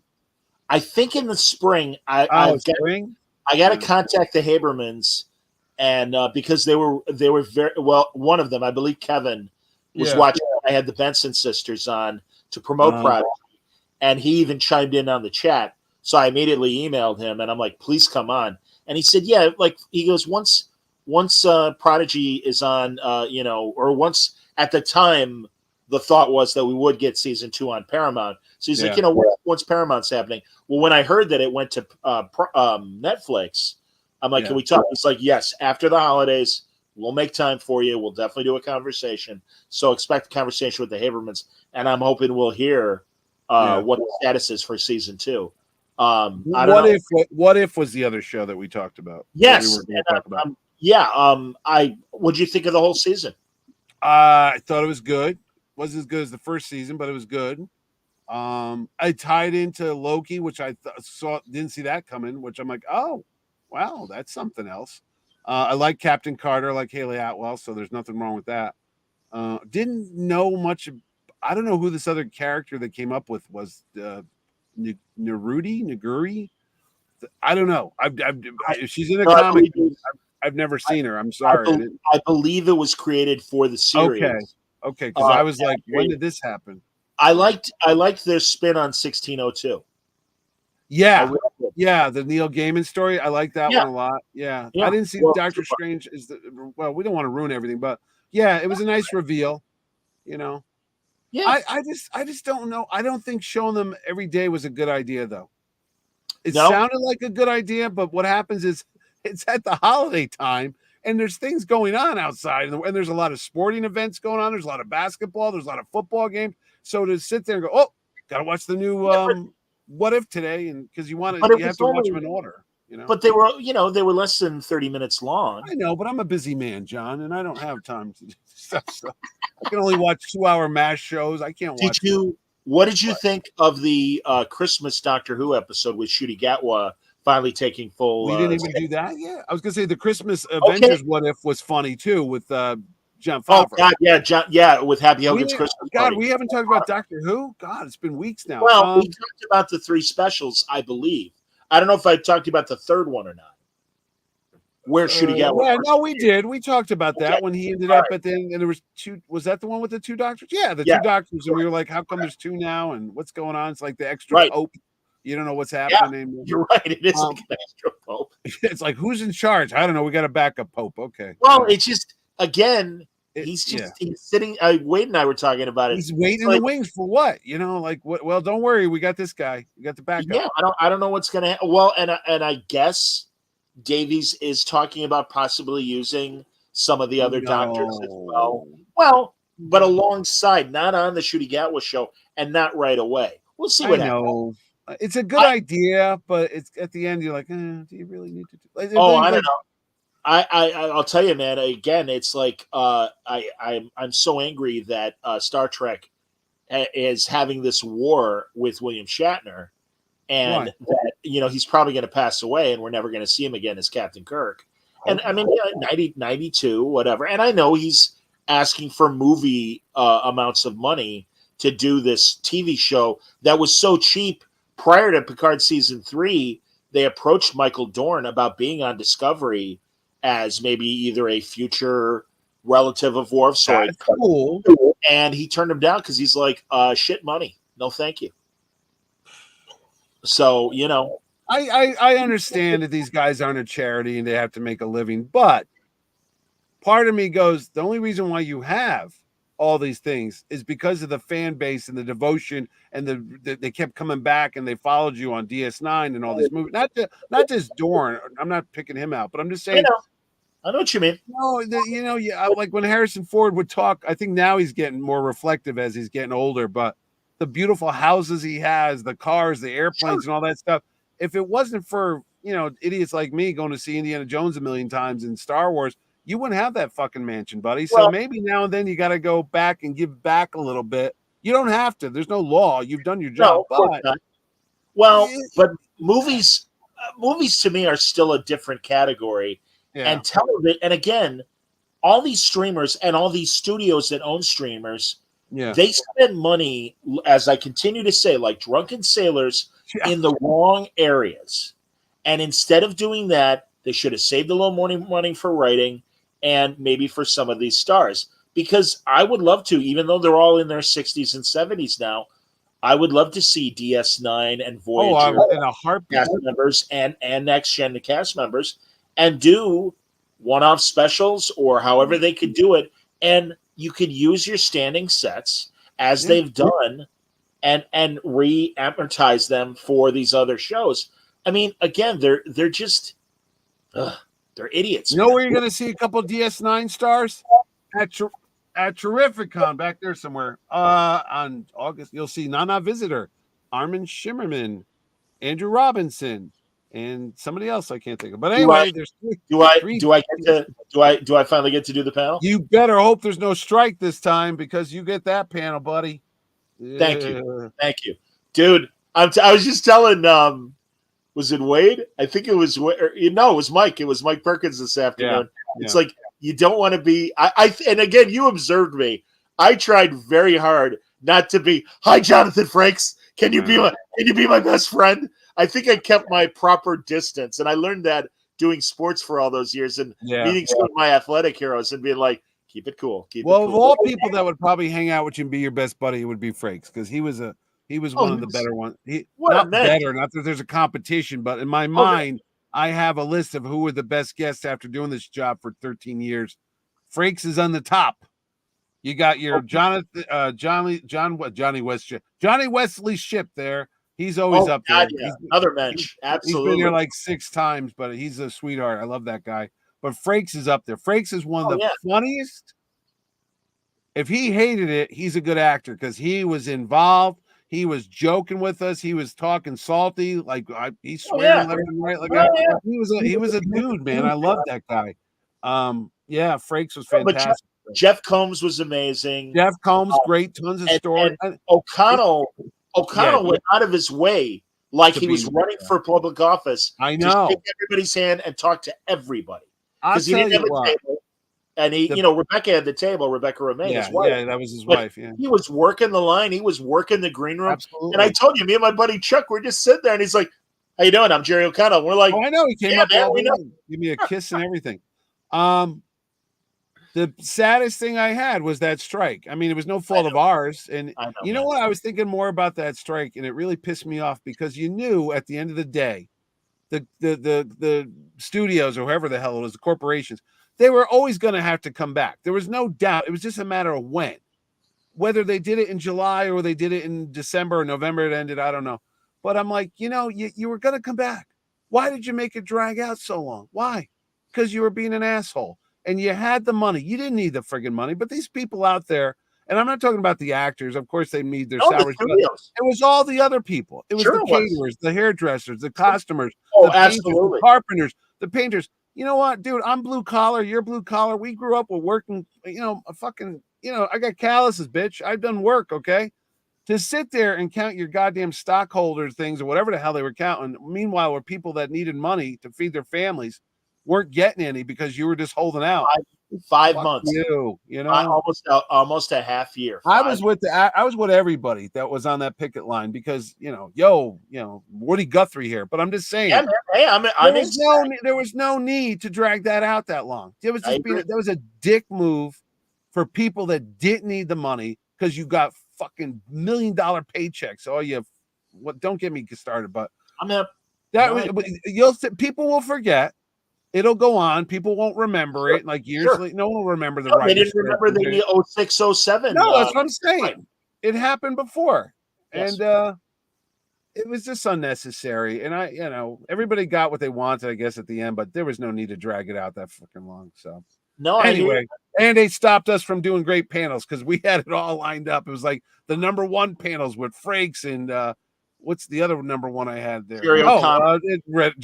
And Rebecca Romaine. I was going to do a whole thing. Yeah, absolutely. The Deep Space Nine thing we were going to do with Terry Farrell and Terry. Oh my God, Terry Farrell! I forgot Terry Farrell was there. One of the nicest people on the earth. She was so great, and I'm like, I forget either. I said I was older than her or younger than her. I forget which. No, she's older than us. Okay, yeah, because I'm like, I'm younger than you. She's like, no, you're not. And I'm like, are you sure? I'm like, I was born in '64. She goes, I'm older than you. I'm like, all right. Yes, yeah. But oh my God, she was lovely too. Yeah, that's the closest to any sort of friction, and there wasn't really friction. But she's just like, you're not older than me. Relax. She's a hugger. She's a close. She didn't hug me hard, though. I probably would have embarrassed. Well, you had that restraining. You were too busy hugging fucking Frakes over there too much. It was like little daylight, kids. Little daylight. I always love the bizarre things when like things are going on. The whole thing's going crazy. And I just sit down in the back. You're in that back green room area too. And they're just taking a break, having a soda or whatever, cookies. Yeah. And it's just weird. You're sitting on a couch and you look to your left and there's number one and there's Sean Gunn over there. And there's Jeffrey Combs. And here comes Dan Fogler from the Walking Dead. Balls of Fury and Balls of Fury. It's weird. It's one of those surreal moments you'll have in your life. Like, does anyone else think Michael Biehn's walking in, the guy that helped, Ripley kill the aliens? And it's like, what the hell why am I here? And then out of nowhere, Larry Kinney comes, hey-oh, it's Lino, that guy from Thundercats. I know, or whatever. And Seth MacFarlane's dad's walking around because Rachel MacFarlane was there. Rachel was great. Rachel was terrific in her panel. Absolutely. Seth's dad's telling me about how he built a log cabin. It's one of the weirdest jobs I'll ever have in my life. But dude, I that was my special. I mean, I spent 20 years in sports radio. Yeah. But first 10 were the A-listers. Like it's like I was Forrest Gump because not only the sports people, but also our sister station was the rock station. Yeah. So I'm meeting John Fogerty, Tina Turner. Really? Oh yeah. Oh my God. Yeah. And Oh, he the day can't Fogarty. and he can't fan out. I love Fogarty. I just saw him. Oh no, last it year. was. Oh no, Tina Turner and Fogarty and a lot of those. Like they knew how much we all loved them and stuff. Oh really? Yeah. I mean, it was hilarious because Fogarty went to visit the Rock side, and all the sports people were like, "Please make him come into across the hall and talk to the sports people because we all love him." Center field obviously, but Oh, absolutely. Yeah. a lot of our hosts were big CCR fans, and we're Oh, just like, "Oh, we're so glad you're back, man." Yeah. We understood why you went away for as long as you did, but it's so great that you're back. And he's all smiles. He Tina was a Turner sweetheart. Yeah, lovely. no, he was fantastic. I'll tell you, you did an interview this week with Mike Allred, who I was hoping to get to the show, but hey, things happen. But Sure. he said something in your interview there, which is what I tell you all the time. It's like, listen, you go to these shows, you show your appreciation to the artists, to the writers, to all these people that put these fantastic fantasy adventures and comic books and all these toys and shit, and actors.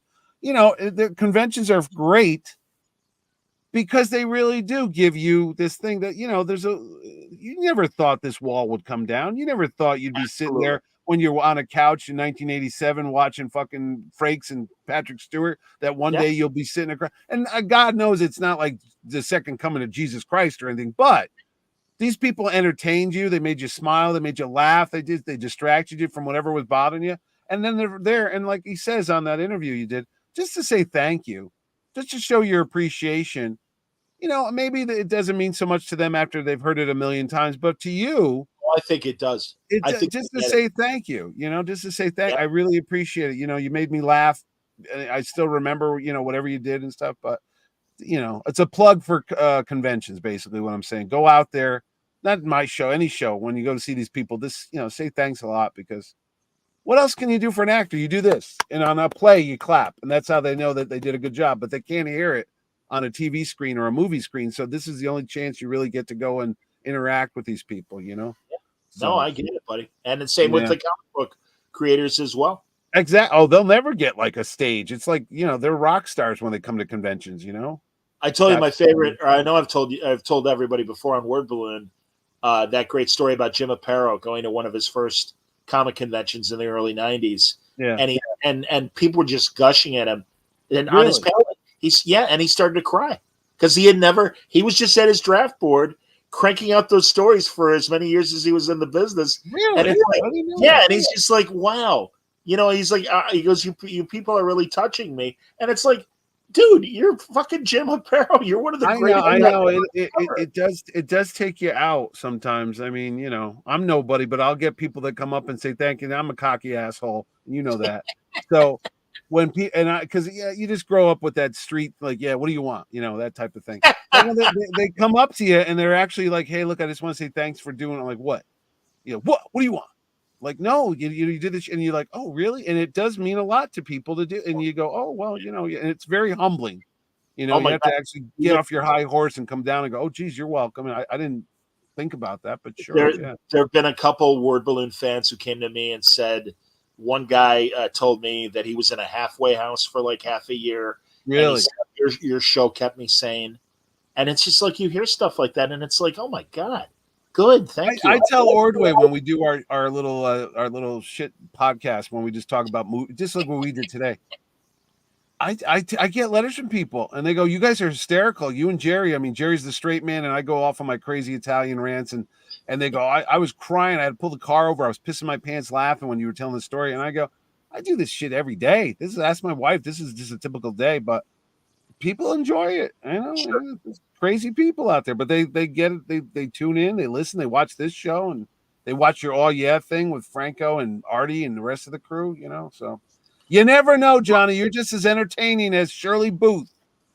I am. That's a fair comparison. I would say your quote. You could put Mitch Halleck says the John Suntress is as entertaining as Hazel. Exactly. Shirley Hazel Booth. You have to. Well, I would say Hazel reruns because she had a much more interesting career beyond Hazel. But I'm with you. I did not know that. I only know her as Mrs. Claus. Oh, she was. That's right. The Year Without a Santa Claus. Yeah. She was a big radio comedian before Hazel. Oh, really? Yeah. There was a show. It was a little broader than Cheers, but it was called Duffy's Tavern. Oh, I saw Duffy's Tavern. If they made Wait a a movie minute. of it and stuff or whatever, but Yeah. she was the owner, Duffy. She was Miss Duffy. She was the owner's daughter. Was she it had a TV show? I don't think it was ever a TV show. I'm thinking of Radio show. Dusty's Trails with Gilligan. Oh, okay. No, this is Duffy's Forrest Tavern. Tucker. Oh, Dusty. Yeah, no, I never saw that. Yeah, and it was a bunch of New York wise guys in a bar, and Really? and a very funny show. And she was on there as Miss Duffy. Yeah. Huh. So and then she took the character and made another show called Dottie Mahoney, or another character that she did because she couldn't officially use Miss Duffy, so she became Dottie Mahoney, and that was another one of her characters. But no, brilliant actress, man. Great stage stuff, and yes, Hazel for many years. So yeah, Are there a lot of good comedic writers nowadays on TV, like comedy writers? So. I think so. I don't think there's a lot of there's not a lot of half-hour comedy shows anymore. Well, you're right about that, but I do think while sitcoms have kind of gone the way of the dinosaur as far as the major networks, I think there are some very clever TV shows. In fact, today another show's trailer dropped for the final season of Curb Your Enthusiasm. I knew you were going to say that. I love that's a great show. That's a laugh out loud. Yeah, the stuff he does there. Yeah, but again, he's an old school guy. Larry David's been writing this stuff for 80s, Seinfeld, all that stuff. Fridays before Seinfeld. Fridays. Oh, he was like the Three Stooges guy, wasn't he? Larry in the Three Stooges when they did the Three Stooges on that show. Oh boy, we're gonna get wasted. Exactly. Yes. Yeah, a lot of drug use on Fridays. Yes, Michael Richards also on and West Haven, my hometown's own contribution to that show, Melody Chartoff. The lovely Melody Chartoff. I'm a big fan. On Parker Lewis Can't Lose. Absolutely. Another funny show from the 90s. I agree. Everybody's from here. The Carpenters, they're from my hometown. Karen Carpenter, she was from my town. Oh, I'd assume Richard as well, or her brother, obviously. Yeah, he's still here. Yeah, he's still around. Yeah. That's cool. Whatever. We got it all. Well, I think we talked about everything under the sun. All right, we did good. Oh, yeah. This is going to be a two-part epic marathon. This is a two-part. If anybody gets to the end of this, you have to have like a trivia question. If you could answer, usually it's Wayne. Wayne will always like stick around to the end of it. Yeah, he's our usual researcher and everything. What was Tonto's horse's name? Scout. That's all. Well, you just ruined it. All right. What was Butch Cavendish's horse's name? You don't know? Okay, it was Smoke. It was a black horse. Wow, I did not know that. Wow. Christopher Lloyd, of course, in the Clinton, that's right, early 80s. And Jason Robards as the president. And as they're playing pool on the train because he's kidnapped the president, Butch Cavendish, aka Christopher Lloyd, explains his elaborate plan. I think it was to make the South win the war. I think that's what he was going to try. I didn't even remember, but okay. I watched that. Clinton Spilsbury waiting for him to come back. He won't be the Terrificon. You know what? Voiced by Keach. James yeah, Keach. they dubbed over Spilsbury's. Yeah, absolutely. I was gonna say in that scene they're playing pool or billiards, and he tells them the plot about making the South win the war, and Jason Robards goes, "Mr. Cavendish, you are one sick son of a bitch," and he just hits the cue ball. That's the only thing I remember. I sucked. Well, but I wonder if it's better slightly than the Johnny Depp Armie Hammer movie. With the guy that ate people, Armie Hammer? Yes, Armie Hammer, the cannibal. Yes, the cannibal? Cannibal actor. Anything. I think Clint Spilsbury's got him on that. He ain't a cannibal. Well, that's true. At least he's not a cannibal. There was some parts of that movie. The stunt work was very good on The Legend of the Lone Ranger with Johnny Depp. Yeah. Oh, excuse me. The whatever that one was called. Whatever I think it's a Disney production. I don't even know. They lost me when Johnny Depp had when Johnny Depp had the dead bird on his head. I'm like, yeah, that was this thing when you said that. I was like, didn't he have the bird on his head? Yeah. That's it went over the top. But it did have the origin of the Lone Ranger when me bury 7 men and keep one grave there, and that whole it's lifted right from the radio. That whole dialogue. That's true. Yeah. Coming up, and I imagine it'll be a show that we'll be talking about, the Netflix Zorro show. When's that happening? I didn't know that. In a week or two on Netflix. Really? Yep. I did not know there was a Zorro show. Is it like a series? Yes, and I believe it was. I don't know if it was made for television in Spain or in Mexico, but I am really looking forward to it because I love Zorro. I've And noticed a lot of foreign shows on Netflix, and I'm assuming it's because of the strike. Because I go to watch something, oh, and no, you but see they in the always, corner like Dutch or Holland, whatever it's but they've called. always, but even prior to the strike, they've been good at getting international shows. They Yeah, really. yeah, yeah. I remember being on a San Diego panel with a fellow podcaster, and he was shitting on the Lone Ranger. He's like, "Who thinks that's a great idea? Trying to bring back the Lone Ranger?" And I'm like, "You mean like how they brought back Zorro with those Banderas I'll movies?" tell you what's a great show. Have you been watching The Lawmen? I have not. Tell me about it. Well, it's I think it's called The Lawmen. It spotlights different lawmen in the old Oh, west. docudrama, basically. Yeah, kind of. But there's the black cowboy that was the inspiration for the Lone Ranger. Bat something. I can't. Well, Whatever. Pat Masterson, but that's not a black guy. Not Bat Masterson, but it's a real life guy. And they said they based the idea of the Lone Ranger. He was by himself. He went out there. He fought the. Oh my God, it's such a good show. And the actor, I think it's the same actor that was in.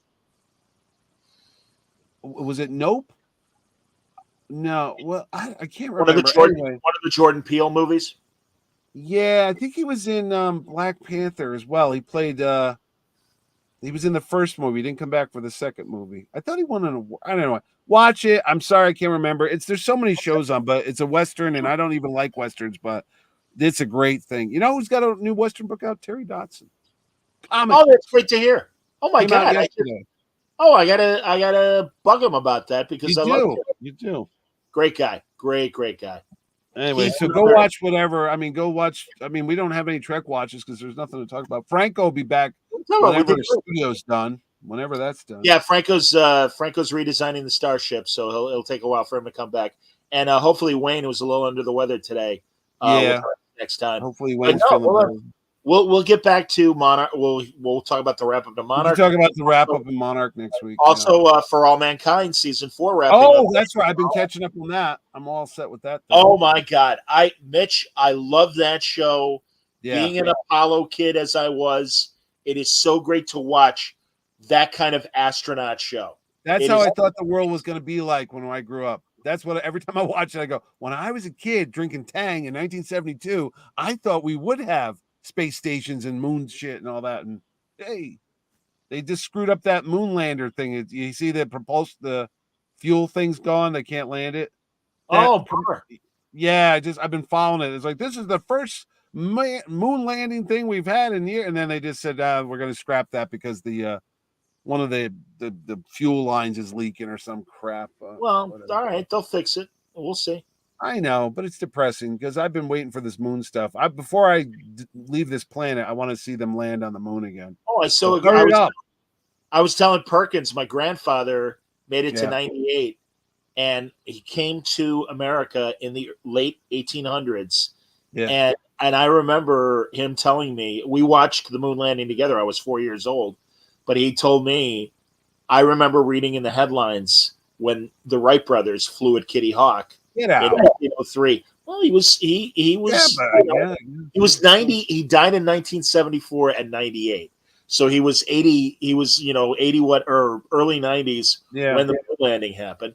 And he goes, I remember reading about Kitty Hawk, and now I actually saw men land on the moon. Do you see any technological advance in your 50-something years?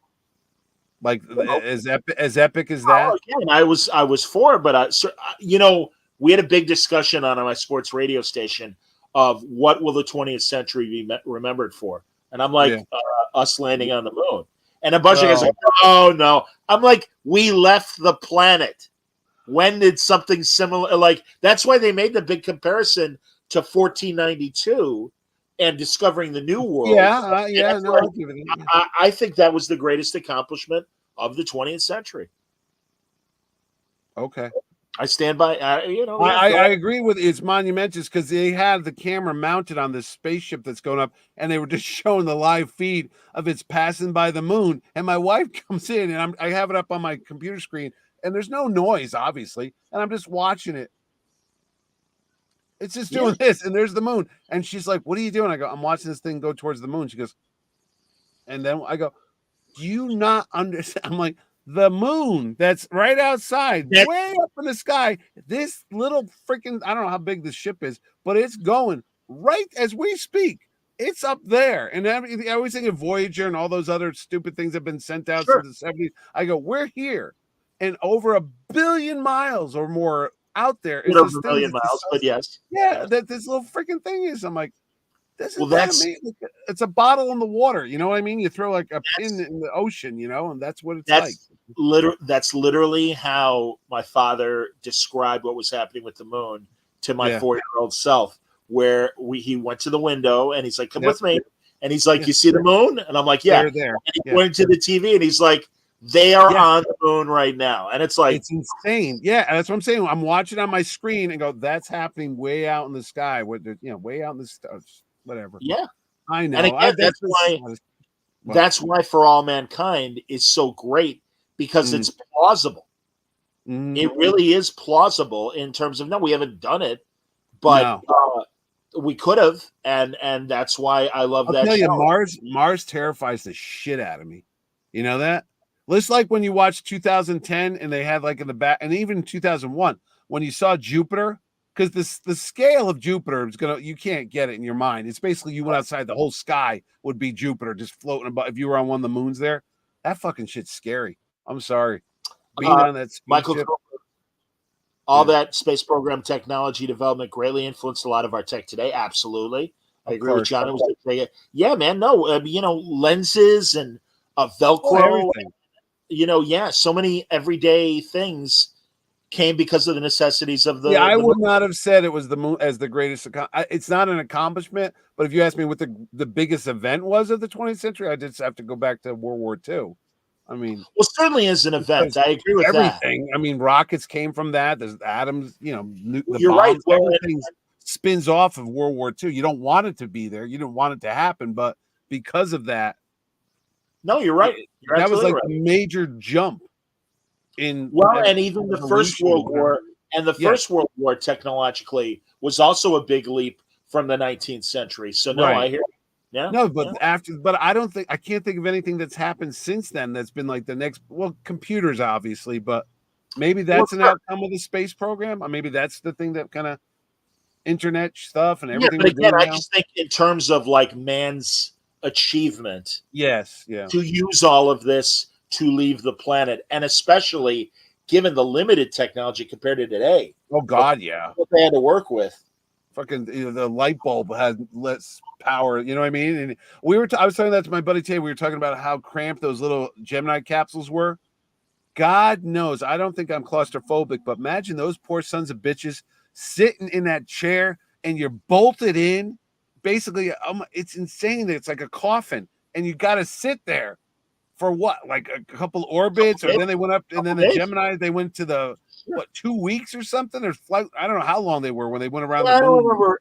I think it was a long time to be strapped in that chair, sitting and pissing on yourself. You're like, oh my God, you gotta take a dump in a diaper.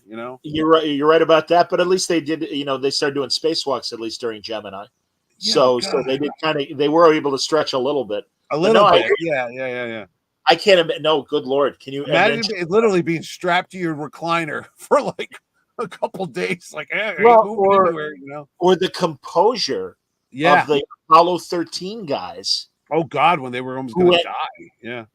I mean, my God. And those guys not lose your shit. Yeah, honestly, I don't know how those guys didn't have a freaking complete breakdown, because you're like God, those poor people that died under that Titanic thing. You know what I'm thinking? Oh yeah, the submersive. The submarine. Yeah. You're in the Titan. You're in this little tiny thing, and you're in the blackness. Oh, the horrific thing. Those poor people. You hope they didn't suffer, but God. Do you remember that 60s movie with Gregory Peck and Marooned? Yes, was it Marooned? I knew you were going to say it. Yeah, James Garner and Gene Hackman and yes, I watched it. Yeah, and I forget which astronaut kind of lost their mind. Yeah, during the mission and everything. If it was Hackman or I forget, but yeah, I mean, a great movie. Great movie. That I always think of, what if they do go to Mars, and what if you got stuck there, like that movie that came out with Matt Damon, but Martian, there ain't no rescue. I'm like, right. What do? You're done. You just like you know where to go. Right. So, All right, Whatever. What's for all mankind? Is that over with now? Is that over?